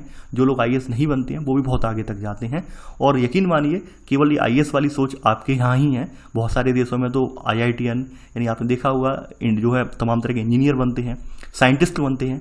तो आपने देखा होगा दक्षिण भारत में जो है, दक्षिण भारत में इतना ज़्यादा क्रेज है नहीं आपका IAS वगैरह का, केवल उत्तर भारत में क्रेज है। उत्तर भारत में भी UP बिहार में क्रेज है कि भाई IAS बहुत ज़्यादा है। दक्षिण भारत में आपने देखा होगा साइंटिस्ट हैं, बहुत ज़्यादा लोग जो है मैनेजमेंट में हैं। तो ये सब चीज़ें हैं, यानी अपने आप की जो हमने मानसिकता है वो गवर्नमेंट तक ही सीमित रखी है। तो गवर्नमेंट तक सीमित रखने की वजह से हम जो अपने नए नए रोजगार के साधन हैं उन्हें जो है डेवलप करने में सक्षम नहीं हो पा रहे हैं। इस बात को लेकर मैंने आपको पहले वीडियो में बोला था, पिछले वीडियो में बोला था कि डॉक्टर विवेक बिंद्रा जो मोटिवेशनल स्पीकर हैं उनका वीडियो देखना, उन्होंने बताया है, पूरा मूल्यांकन किया है कि बिहार गरीब क्यों है, बिहार की गरीबी का कारण क्या है। बिहार की गरीबी का कारण उन्होंने साफ साफ लिखा है कि IAS IPS वाली सोच ही जो है बिहार की गरीबी का कारण है। तो यकीन मानिए हमें सोच से ऊपर उठना है। देखिए अब आप लोग कहेंगे सर आप हमको पढ़ा क्यों रहे हैं और हम पढ़ क्यों रहे हैं। हम पढ़ इसलिए रहे हैं हम भारत को जाने हैं। आप कभी ये मत सोचना कि हम पढ़ क्यों रहे हैं। सबसे बड़ी बात है, अगर हम जानने के लिए पढ़ेंगे, सीखने के लिए पढ़ेंगे, तो यकीन मानिए पढ़ाई कभी बेकार नहीं जाती है। और केवल आप नौकरी मात्र के लिए पढ़ेंगे तो यकीन मानिए आपकी पढ़ाई का कोई महत्व नहीं रह जाता है। आप सीखने के लिए पढ़ रहे हैं, जानने के लिए पढ़ रहे हैं, आप भारत को जानना चाह रहे हैं, लोग किस प्रकार से लोगों को जानना चाह रहे हैं, इसलिए आप पढ़ाई कर रहे हैं। तो आप अपने माइंड में थोड़ा सा परिवर्तन लाएंगे तो यकीन मानिए समाज में भी परिवर्तन आएगा। वरना आपका वही परिवर्तन वही रहेगा, कुर्सी से बंधने वाला, यानी आप भी कुर्सी से जाके बंध जाएंगे, कुछ नहीं कर पाएंगे। समझे। तो यहाँ पर कुछ बातें आ जाती हैं, सामाजिक बातें आ जाती हैं, सामाजिक मुद्दे आ जाते हैं, तो उन पर मुझे अपनी राय देनी पड़ती है।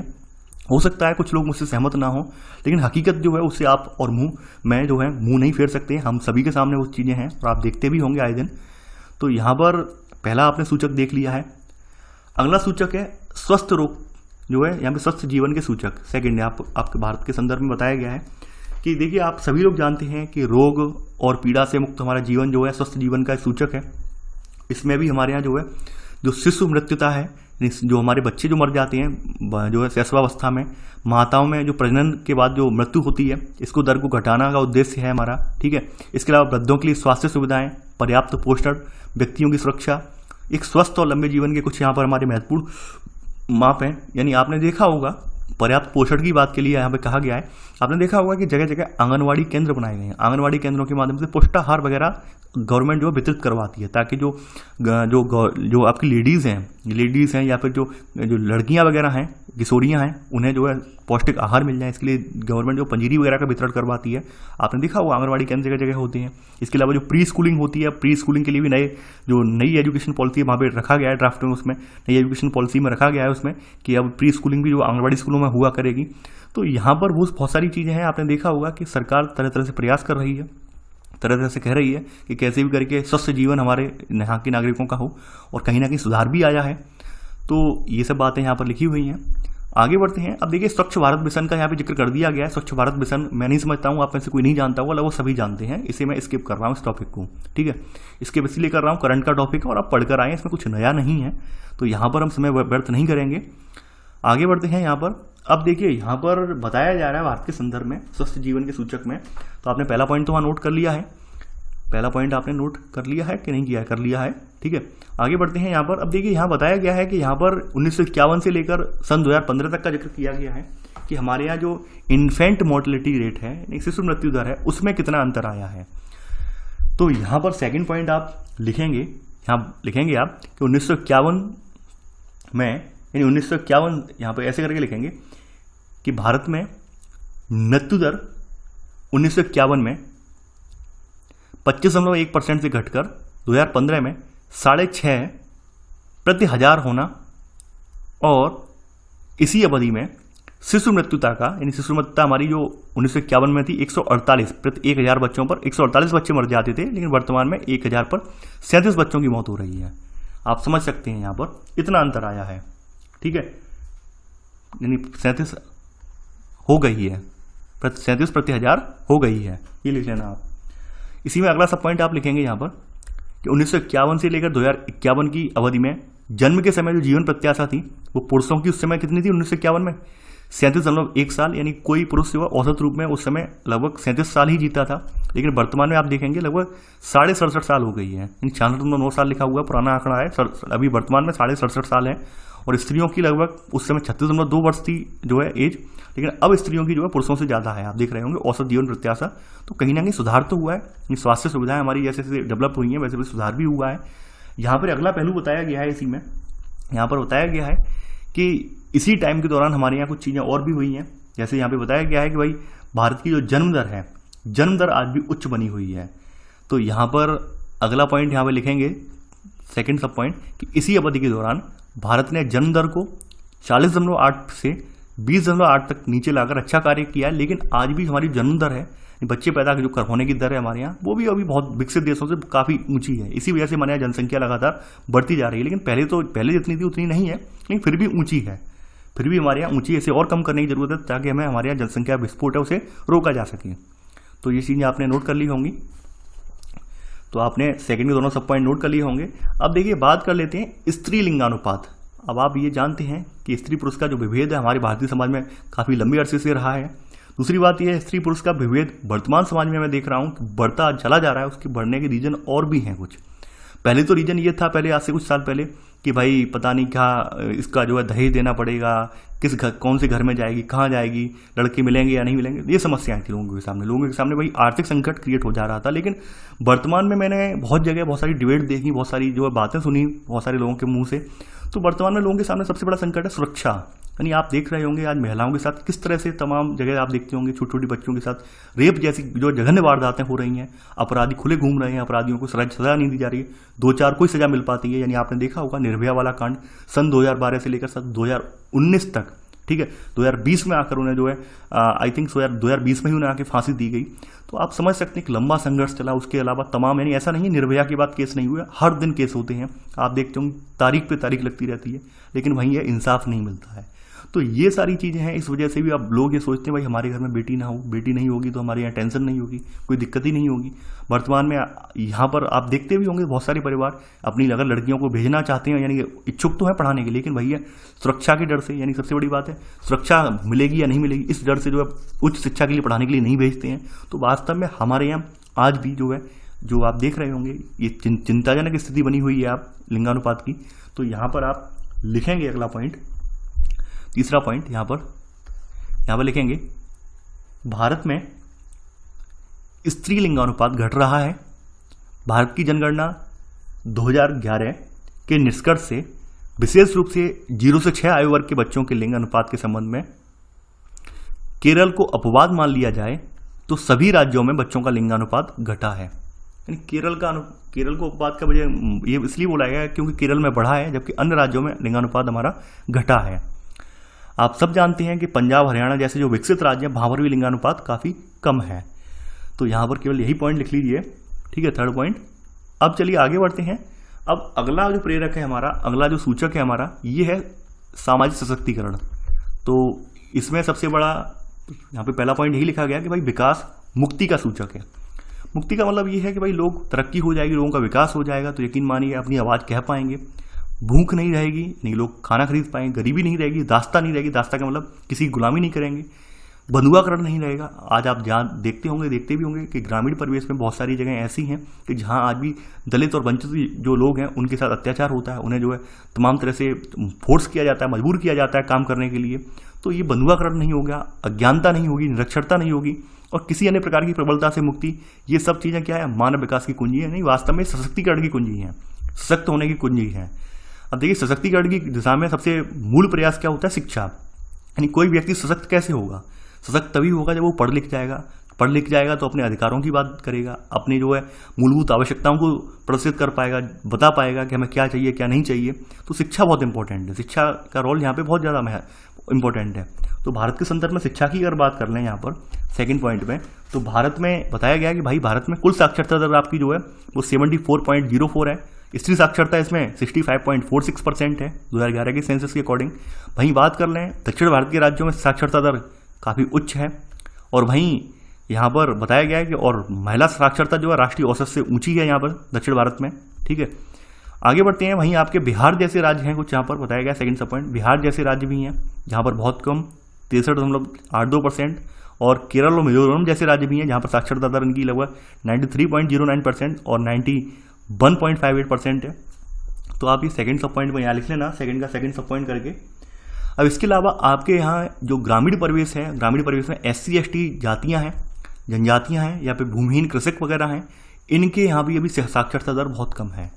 तो यहाँ पर अगला सब पॉइंट यहाँ लिखेंगे थर्ड सब पॉइंट कि ग्रामीण क्षेत्रों और स्त्रियों यानी SC ST जो जनजातियाँ हैं, जातियाँ हैं, इसमें कृषि मजदूर वगैरह हैं, ये जो समाज के सीमांत वर्ग हैं यानी हाशिए पर रखे हुए वर्ग हैं, इनमें साक्षरता प्रतिशत आज भी बहुत कम है। यानी इतने सारे प्रावधान होने के बावजूद भी आज तक इन लोगों की पहुंच नहीं हो पाई है। ये आप समझ रहे होंगे कितना अंतर है। तो यहाँ पर आप देख पा रहे हैं। अब देखिए, हमने यहाँ पर जो योजना आयोग ने भारतीय संदर्भ में जो यहाँ पे किया था, भारतीय संदर्भ में HDI जारी किया था, मानव विकास सूचकांक जारी किया था राज्यों के संदर्भ में, यानी किसका प्रयोग करते हुए, यानी कि जो UNDP के सूचकों का प्रयोग करते हुए योजना आयोग ने भारत के संदर्भ में सूचकांक जारी किया था। उस सूचकांक के अकॉर्डिंग आपने जो है आंकड़े, महत्वपूर्ण आंकड़े आपने नोट डाउन कर लिए हैं। अब चलिए आगे बढ़ते हैं। अब देखिए, हर साल आपका जो नीति आयोग है वो आपके राज्यों का सूचकांक जारी करता है। अब चूंकि यहाँ पर पुराने आंकड़े दिए गए हैं और यहाँ पर मैं नहीं समझता हूँ ये आंकड़े आपके लिए सफिशिएंट है। यहाँ पर वही बताया गया है साक्षरता दर में कौन राज्य आगे है, इसके अलावा जो सामाजिक जो प्रतिक्रियाओं कौन सा राज्य आगे, ये सब चीज़ें बताई गई हैं। ये मैं इसके फिर मैं यहाँ पे छोड़ रहा हूँ। छोड़ने का रीजन यही है कि पहली बात ये है कि आंकड़े पुराने हैं, यहाँ पे नवीन आंकड़े नहीं है। अब देखिए, एक क्वेश्चन आपके माइंड में और राइज हो रहा होगा कि सर ये NCERT वाले आंकड़े अपडेट क्यों नहीं करते हैं, ऐसा क्यों नहीं है कि भाई आंकड़े जो है ये अपडेट क्यों नहीं करते हैं, यानी किताब तो नई है 2020-21 की है, लेकिन आंकड़े पुराने क्यों हैं। देखिए, पहली बात ये जान लीजिए, आप लोग जो है आप लोग पढ़ रहे हैं UPSC के लिए, एक कम्पिटिटिव एग्जाम के लिए पढ़ रहे हैं, यानी आपको तो यहाँ पर तो अप टू डेट नॉलेज चाहिए, यानी एकदम अपडेट नॉलेज चाहिए। जबकि एक क्लास 12th स्टैंडर्ड बच्चे के लिए इतना जरूरी नहीं है, उसे करंट में क्या चल रहा है क्या नहीं चल रहा है उससे इतना ज़्यादा कंसर्न नहीं होता है। और वहाँ पर आपकी तरह क्वेश्चन भी नहीं आते हैं। वहाँ पर जो ऑलरेडी टीचर वगैरह होते हैं उन्हें भी पता होता है कि हम जो चीज़ें पढ़ रहे हैं, जो वहाँ पर अवधारणाएं पढ़ रहे हैं वो पुरानी हैं, लेकिन हमारे लिए अनुपयोगी नहीं, उपयोगी ही हैं, क्योंकि हमें सीखना है वो उनसे मिल रहा है, हमें वहाँ पर सीखना है। लेकिन यहाँ पर क्या है, यहाँ पर आप करंट के लिहाज से आप एक्यूरेट आंकड़े आपको डालने होती हैं करंट अफेयर्स में के हिसाब से आपको जो है एग्जाम वगैरह में, तो आपके लिए ये आंकड़े जो है यहाँ पर पुराने वाले बेकार हो जाते हैं। क्योंकि अगर आपको यहाँ पर ये वाले आंकड़े अगर तैयार करेंगे और यकीन मानिए एग्जाम वगैरह में पूछा जाएगा क्वेश्चन, तो आपका क्वेश्चन गलत हो जाएगा। जबकि क्लास 11-12 में ऐसा नहीं होता है, वहाँ पर टीचर भी जो है इतने ज़्यादा अपडेट नहीं होते हैं इन सब चीज़ों को लेकर, और वहाँ पर इतनी ज़्यादा दिक्कत नहीं होती है उन्हें। लेकिन आपके यहाँ अभी दिक्कत हो जाएगी अगर आप आंकड़े अपडेट नहीं करेंगे तो यहाँ पर वही चीज़ें हैं। यहाँ पर ये आंकड़े आने वाले हैं, नई वेबिनी वाले 2020 वाले 2-3 महीने में, तो आपको अपडेट आंकड़े यहाँ पर देखने को मिल जाएंगे। अब देखिए, अगली हेडिंग है और अंतिम हेडिंग है, ये है जनसंख्या, पर्यावरण और विकास। वास्तव में जनसंख्या जो है इसका पर्यावरण और विकास से, यानी कि इन सब चीज़ों का क्या आपस में रोल है, किस तरह से ये बंधी हुई हैं चीज़ें, ये देखेंगे। जनसंख्या क्या पर्यावरण पर एक यहाँ पर जो है एक पर्यावरण पर कहा जाए एक प्रभाव डाल रही है या दबाव डाल रही है या नहीं डाल रही है, और क्या विकास में ये एक अवरोधक है जनसंख्या या फिर एक सहायक है, ये भी हम देखेंगे यहाँ पर। देखिए, वर्तमान में आप जानते हैं कि विकास में आप सब देख पा रहे होंगे विकास में कि विकास ने मानव जीवन की गुणवत्ता में अनेक प्रकार से महत्वपूर्ण सुधार किए हैं, लेकिन फिर भी प्रादेशिक विषमताएं आज भी हैं हमारे यहाँ, सामाजिक असमानताएं आज भी हमारे यहाँ हैं, भेदभाव का प्रचलन आज भी है, वंचनाएं यानी लोग आज भी वंचित हैं, लोगों का विस्थापन आज भी हो रहा है, मानवाधिकारों का आघात भी हो रहा है और मानवीय मूल्यों का विनाश, इसके अलावा पर्यावरणीय निम्नीकरण, ये सब चीज़ें आज भी हो रही हैं। यानी हम विकास की बात तो कर रहे हैं एक और, लेकिन हमारे भारतीय समाज की अगर बात की जाए तो भारतीय समाज में इन सभी चीज़ों का आज भी बोलबाला है। यानी कोई व्यक्ति ये नहीं कह सकता है कि हमें ये सब मामले देखने को नहीं मिलते। अगर आप दैनिक अखबार यानी डेली का अखबार उठा के देखें, आपके आसपास ये सारे मामले देखने को मिल जाएंगे आपको। यानी ज़्यादा दूर मत जाइए, ये सब मामले आपके आसपास देखने को मिल जाएंगे। तो हमें मानव यानी भारत का विकास तभी होगा जब हम इन सभी चीज़ों के बारे में, इन सभी चीज़ों का निपटान करेंगे। यानी हमारे यहाँ सामाजिक असमानताएं नहीं होंगी, भेदभाव नहीं होंगे। नहीं, आप अगर आपने अखबार में पढ़ा होगा, काफ़ी बार आपने पढ़ा है, मैं देखता हूँ अक्सर, तो बड़ा दुख होता है। यानी आप अखबार में आता है कि भाई अगड़ी जात वालों ने निचली जात की जो है बारात नहीं निकलने दी, घोड़ी पे जो दूल्हा नहीं चढ़ने दिया। तो हम मुझे लगता है कि कभी कभी लगता है कि भाई कौन से आधुनिक समाज में हम जी रहे हैं जहाँ पर लोगों को इतना बुरा लग जाता है, कोई व्यक्ति अगर घोड़े पे बैठ के बारात उसकी चढ़ जाएगी तो लोगों का जो है इज्जत खत्म हो जाएगी। इस तरह की अवधारणा लोगों की सोच बनी हुई है। तो बताइए कितना जो है हम कह सकते हैं कितना पूर्वाग्रह से ग्रसित हमारा समाज है, कितना रूढ़िवादिताओं से ग्रसित समाज है। तो ये सब चीज़ें आज भी देखने को मिलती हैं अखबार में कि वो फलानी जगह फलानी बारात में दूल्हे को उतार के पीट दिया, ये कर दिया, वो कर दिया, यानी कि लोग किस तरह की मानसिकता है। तो कहीं ना कहीं हम ये तो कह सकते हैं कि आज भी लोग आधुनिक नहीं हो पाए हैं, आज भी विकास में बहुत पिछड़े हुए हैं। यानी हमारे यहाँ ये सब समस्याएं हैं। यानी पश्चिम में जो समस्याएं थी, पश्चिम की समस्याएं लगभग निपट चुकी हैं। पश्चिम में समस्याएं रेसिज्म वाली थी केवल, यानी कि जो आपका रंग का भेदभाव होता है, लेकिन हमारे यहाँ रंग का भेदभाव नहीं होता है। हमारे यहाँ तो पग पग पर भेदभाव होता है। रंग छोड़िए, हमारे यहाँ तो सभी भेदभाव होते हैं। यानी आप सबसे इंपॉर्टेंट यहाँ पर एक बात और निकल के आई थी एक बार, अगर आप देखें यहाँ पर, अगर कुछ लोग कहते हैं कि केवल जातियों के मध्य भेदभाव, जातियों के मध्य भेदभाव नहीं है, एक जाति के भीतर भी भेदभाव है। यानी मैंने ऐसी अगड़ी जातियां देखी हैं जिन अगड़ी जातियों के भीतर भी उपजातियां हैं। ये लोग कहते हैं अगड़ी जातियों के अंदर भी लोग ये कहते हैं नहीं, हम उनसे ऊंचे हैं, वो हमसे नीचे हैं। तो इस तरह का भेदभाव, जो इस तरह की मानसिकता है, वास्तव में ये हमारे लिए सबसे बड़ी बाधक है। हमें इसे दूर करना होगा। यानी आप देख रहे होंगे वर्तमान समाज में, वर्तमान आपकी जो परिवेश है, ये सब जो घटनाक्रम घटित होता हुआ कहीं ना कहीं ये सोचने को मजबूर तो करता है आपको भी कि यार ये आजकल हो रहा है, ये कितना गलत है। यानी हर व्यक्ति को एक सम्मानजनक जीवन जीने का अधिकार है, और वर्तमान समाज में ये सब घटनाएं होती हैं भेदभाव वाली। देखते हैं आप कि किसी को जो है केवल जाति के आधार पर पीटा जाता है, ये सब चीज़ें बहुत गलत हैं। तो कहीं ना कहीं हमारे जो है एक आदर्श समाज का या फिर एक विकसित समाज का सूचक नहीं है, और कहीं ना कहीं हमारे आज भी मानसिक दिवालियापन को प्रदर्शित करती हैं चीज़ें। तो हमें इन सबको बदलना होगा, हमें इन सबको जो है साइड में रखना होगा, तभी हम आगे बढ़ पाएंगे। आगे बढ़ते हैं यहाँ पर। अब देखिए यहाँ पर 1993 की रिपोर्ट थी, तो वहाँ की रिपोर्ट में 1990 से आपको पता है जारी कर रहा है यूएनडीपी रिपोर्ट। तो 1993 की रिपोर्ट में ये बात प्रबल रूप से उठाई गई कि भाई यहाँ पर आपने जो सूचक ले लिए गए हैं वो सूचक वास्तव में पर्याप्त नहीं है। यानी कि भारत जैसे देश हैं और भी कुछ विकासशील देश हैं, अफ्रीकन देश वगैरह हैं, जहाँ पर उपनिवेश वगैरह रहा है, असमानताएं वहाँ पर व्याप्त हैं। तो उन देशों में आपके सूचक जो है पर्याप्त नहीं है, आपको कुछ और परिवर्तन करना चाहिए यहाँ पर। तो ऐसे करके इन्होंने जो है यहाँ पर फिर संशोधन किया है। 1993 में संशोधन भी किया है इन्होंने, तो संशोधन के बारे में बताया भी है। तो सेकंड पॉइंट आप लिखेंगे यहाँ पर कि 1993 की मानव विकास रिपोर्ट में विकास की अवधारणा में कुछ स्पष्ट पक्षपातों और पूर्वाग्रहों को संशोधित करने का प्रयत्न किया है।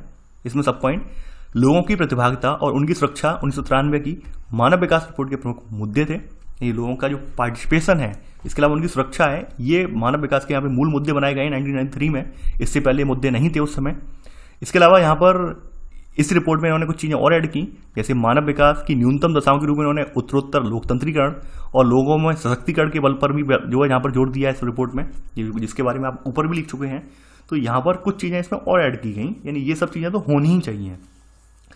इसके अलावा वर्तमान में एक समस्या और देख रहे होंगे आप। वर्तमान में समस्या ये है कि जो विकसित देश हैं, यानी जो अच्छे खासे विकसित देश हैं जिनमें कम जनसंख्या है, वो लोग तो डिफेंस वगैरह पे खर्च नहीं कर रहे हैं, लेकिन तमाम ऐसे देश हैं महत्वाकांक्षी वाले देश हैं, जैसे अमेरिका हुआ, रसिया हुआ, जो महत्वाकांक्षा वाले देश हैं कि भाई रसिया ने कोई न्यूक्लियर मिसाइल का टेस्ट किया, अमेरिका वाले भी टेस्ट करेंगे। अब तो चाइना वाला भी होड़ में पड़ गया है कि हमें भी टेस्ट करना है। तो ये किस तरह का समाज हम बना रहे हैं?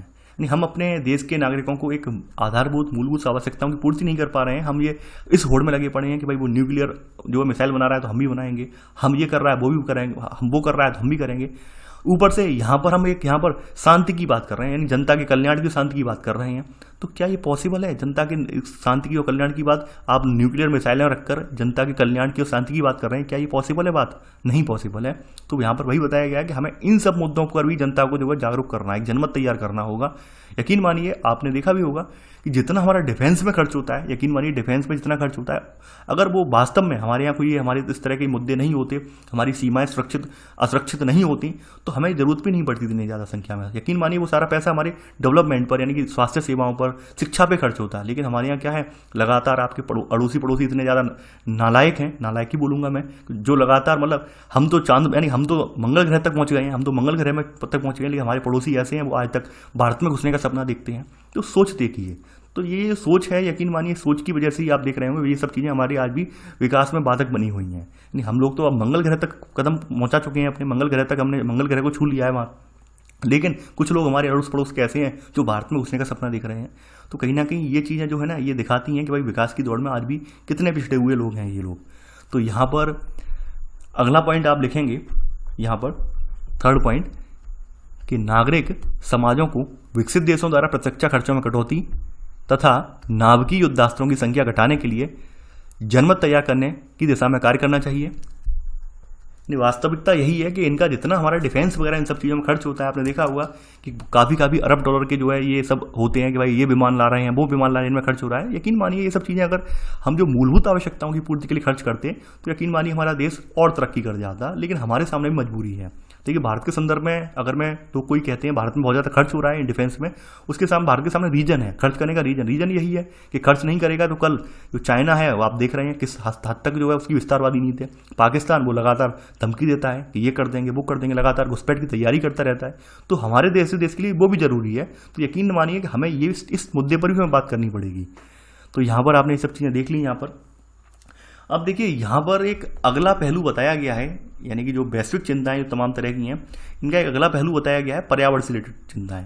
पर्यावरण से रिलेटेड चिंताओं में यहाँ पर नव माल्थसवादी हैं, पर्यावरणविद हैं, आमूलवादी पारिस्थितिकवादविद हैं, यानी कि जो एकदम रेडिकल टाइप पारिस्थितिकविद हैं, यानी जो पारिस्थितिक परिवर्तन हो रहे हैं एकदम इसमें सुधार करने के लिए हमें एकदम कड़े नियम बनाने चाहिए। यानी ग्रेटा थनबर्ग जैसे लोग हैं, जैसे आपने देखा था ग्रेटा थनबर्ग ने कितनी जो है स्पीच दी थी एकदम एग्रेसिव वे में, ऐसे भी कुछ लोग हैं, आमूलवादी पारिस्थितिकवादी लोग हैं।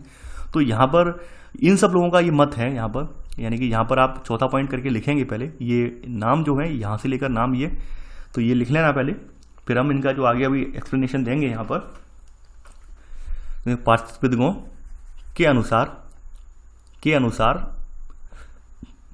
यहाँ पर जनसंख्या और संसाधनों के बीच का अंतर 18वीं शताब्दी के बाद बढ़ा है। यानी इन सब का मानना ये है कि हमारे जो जनसंख्या हमारी जैसे जैसे बढ़ रही है तो वैसे वैसे संसाधन भी कम होते जा रहे हैं, और ये अंतर जैसे ही औद्योगिकरण स्टार्ट हुआ है वैसे ही ये अंतर बढ़ता चला जा रहा है। यहाँ बताया गया है इसकी पॉइंट में, चौथी के सब पॉइंट में, कि विगत 300 वर्षों में विश्व के संसाधनों में बहुत थोड़ी वृद्धि हुई है। जैसा कि आपने पहले भी पढ़ा है कि संसाधनों को डेवलप होने में लगभग हजारों साल लग जाते हैं, लेकिन दोहन करने वाले व्यक्ति उन्हें 1 साल में खत्म कर देते हैं। किसी संसाधन को बनने में, किसी तत्व को बनने में हजारों सालों की प्रक्रिया लग जाती है, लेकिन वही तत्व जो है आप लोग निष्कर्षण कर खत्म कर देते हैं उसे। तो वहीं बताया गया है कि जबकि मानव जनसंख्या में विपुल वृद्धि हुई है। ये आप लिख लेना सब पॉइंट। अब देखिए जो माल्थस हैं, माल्थस कौन है? माल्थस बहुत इंपॉर्टेंट है। सेकंड सब पॉइंट आप लिख लेना। माल्थस पहले ऐसे व्यक्ति हैं जिन्होंने मानव का जो संसाधन है, संसाधनों पर दबाव की व्याख्या की है, और इस बारे में सबसे पहले उन्होंने इनमें चिंता व्यक्त की है। तो यहाँ पे लिख लेना आप, सर रॉबर्ट माल्थस मानव जनसंख्या की तुलना में संसाधनों के अभाव के विषय में चिंता व्यक्त करने वाले ये पहले विद्वान थे। इन्होंने अपने तमाम थ्योरी वगैरह पेश की, उसके बाद ये सब इनके समर्थन में और भी जो पर्यावरणविद थे वो निकल कर आए। तो सबसे पहले विचार रॉबर्ट माल्थस ने ही दिया था। तो आपने ये लिख लिया होगा। अब अगला पॉइंट यहाँ पर आपका 5वां पॉइंट ये कहता है कि संसाधनों की उपलब्धता का होना बहुत महत्वपूर्ण नहीं है जितना कि उनका सामाजिक वितरण। ये हकीकत बात है। इन सामाजिक संसाधन की उपलब्ध होना इतना इंपॉर्टेंट नहीं है, उनका सामाजिक वितरण बहुत इंपॉर्टेंट है। अगर बात कर लें हम अफ्रीका की, भारत की बात नहीं कर रहे, अफ्रीका की बात कर लेते हैं। अफ्रीका में संसाधन बहुत हैं, हर तरह के संसाधन हैं, सोना है, चांदी है, हीरा है, मोती है, सब कुछ है, फिर भी अफ्रीका गरीब है। रीजन क्या है? रीजन यही है कि वहाँ पर जो एक पर्टिकुलर ग्रुप थे, पर्टिकुलर जो सत्तावादी ग्रुप थे, उन्होंने उन सब संसाधनों पे कब्जा कर लिया। बाद बाकी जो जनता थी वो गरीब की गरीबी रहेगी, उस पर उन्होंने खर्च ही नहीं किया। यानी अपने ऐसो आराम की चीज़ें जो है वो तो खड़ी कर ली, लेकिन वहाँ पर जनता का सोचा ही नहीं। ठीक भारत में भी स्थिति यही है। भारत में आप देखते होंगे बहुत सारे जो खदानें हैं, उनके टेंडर वगैरह हैं, तो गिने चुने लोग हैं, बड़े बड़े फर्म के लोग हैं, या फिर नेता वगैरह के जो रिश्तेदार वगैरह हैं, उन्हें जो है यहाँ पे टेंडर वगैरह मिल जाते हैं।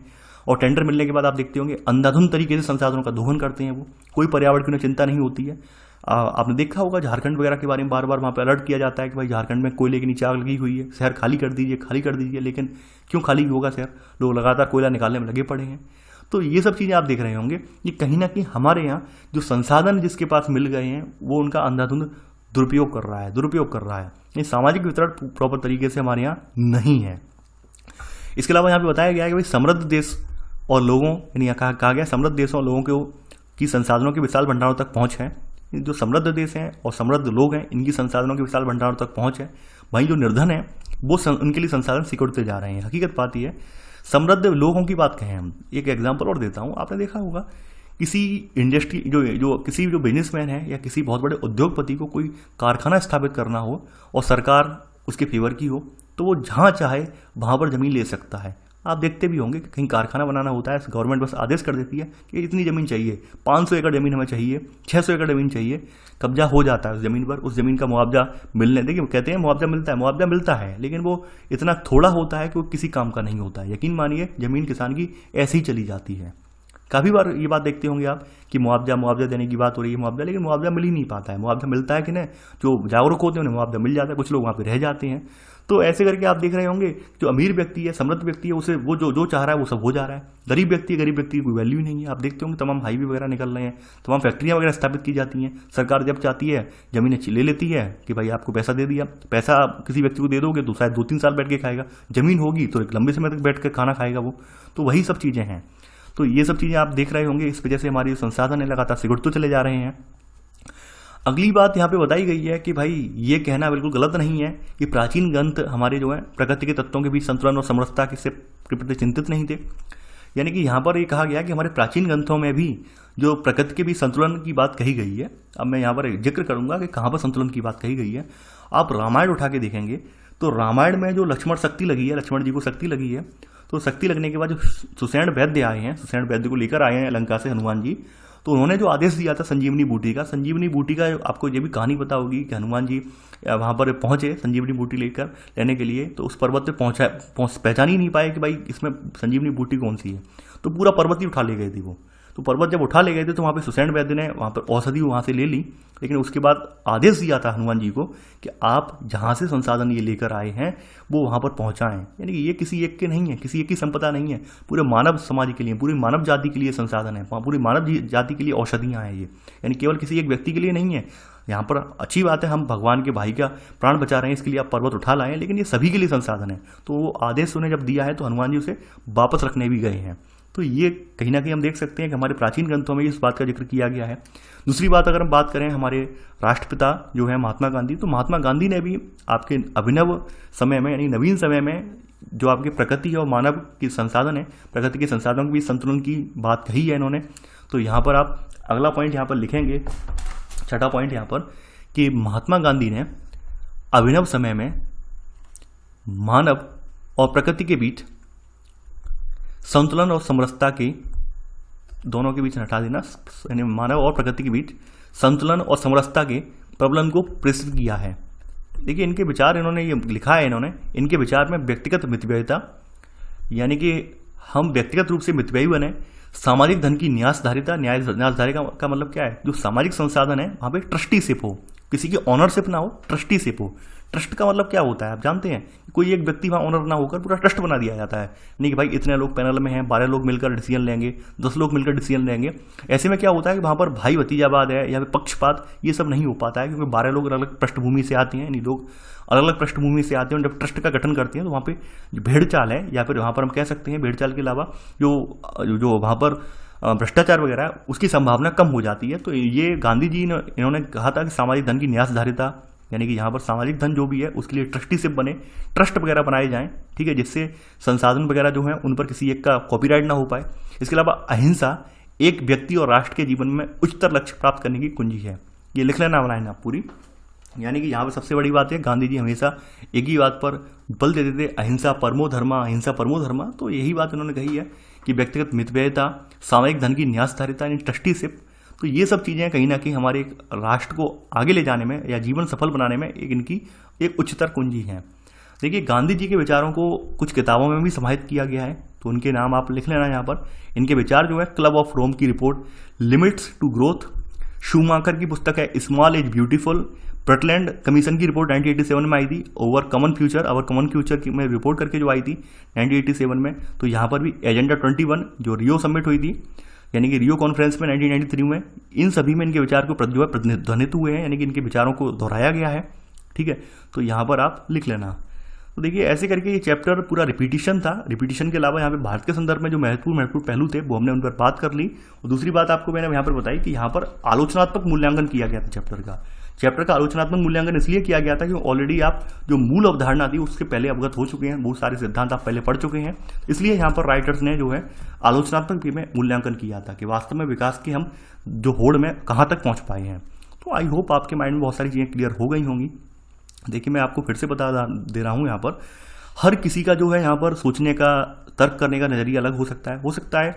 एक व्यक्ति के लिए विकास जो है यहाँ पर, एक व्यक्ति के लिए विकास क्या है, विकास हो सकता है, एक व्यक्ति के लिए कोई चीज़ विकास हो सकती है, हो सकता है वही चीज़ दूसरे के लिए विनाश हो सकता है। जैसे एग्जाम्पल ले सकते हैं कि भाई आजकल की युवा पीढ़ी है, युवा पीढ़ी आप जानते हैं यानी हम सब लोग युवा ही हैं, हम लोगों के लिए इंटरनेट जो है बहुत बढ़िया, यानी इंटरनेट क्या है, विकास का साधन हो सकता है। वहीं एक किसान है, किसान के लिए उसकी फसल का उचित मूल्य वो विकास होगा। भाई एक किसान है, किसान फसल उगा रहा है और फसल उगाने के बाद उसकी फसल का जो उचित मूल्य उसे मिल जाए वो उसके लिए वो विकास है। लेकिन हम लोगों के लिए इतना ज़्यादा महत्व हम नहीं देते हैं। हम लोग सोच रहे हैं भाई इंटरनेट मिले, हम ये करें, हम वो करें। किसान के लिए ये कोई इतना ज़्यादा महत्वपूर्ण नहीं है। तो ये सब चीज़ें आप देख रहे होंगे, यानी हम एक चीज़ जो सोचते हैं कि हमारे लिए विकास है, हो सकता है किसी और के लिए विनाश हो। जैसे फॉर एग्जाम्पल ले सकते हैं यहाँ पर कि आज आप देख रहे हैं कि विद्युत जो है, यानी कि लाइट, जिसे हम लाइट या विद्युत इलेक्ट्रिसिटी के नाम से जानते हैं, तो ये हर किसी की ज़रूरत है।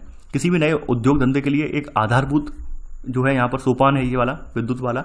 तो विद्युत के लिए आप देख रहे हो डैम वगैरह बनाई जाती हैं। अब डैम बनाने में जो लाखों एकड़ भूमि जो है जलमग्न हो जाती है, जहाँ पर कभी कृषि होती थी, तो उन परिवारों का तो विनाश ही हो गया। यानी जो लोग खेती कर रहे थे, वहाँ पर अपनी आजीविका चला रहे थे, अपना पेट भरने के लिए अनाज उगा रहे थे, उन्हें वहाँ से विस्थापित होना पड़ा उन परिवारों के लिए। तो उन परिवारों के लिए क्या डैम बनाने का कोई अर्थ रहा? कोई अर्थ नहीं रहा। उनके लिए तो विनाश हुआ, विकास थोड़ी ना हुआ, उनके लिए विनाश हुआ। लेकिन हमारे लिए जो लोग लाइट यानी उद्योग धंधों वाले थे, उद्योग धंधों वालों के लिए वो चीज़ विकास के रूप में उन्होंने देखी। तो वही मतलब है कि एक जो विकास की अवधारणा है वो किसी के लिए प्रॉफिट यानी किसी के लिए प्रॉफिटेबल हुई हो सकती है और किसी के लिए यहाँ पर बहुत ज़्यादा घाटे का सौदा भी हो सकती है। ठीक है, तो यहाँ पर हमेशा आप ध्यान रखना कि विकास और विनाश दोनों पहलू हैं यहाँ पर, यानी विकास की अवधारणा विनाश से भी जुड़ी हुई है। तो आई होप आपको बहुत सारी चीज़ें क्लियर हो गई होंगी और ये सब कॉन्सेप्ट आप ऑलरेडी क्लास 9, 10th, 11 जो इकोनॉमी वाली है किताब है वहाँ पर आप मैंने पहले क्लियर करवाए हैं और यहाँ पर फिर से रिपीट हो रहे हैं। तो आई होप आपको ये कॉन्सेप्ट सारे क्लियर हो चुके होंगे। तो चलिए आज के लिए बस इतना ही। Thanks for watching. जय हिंद।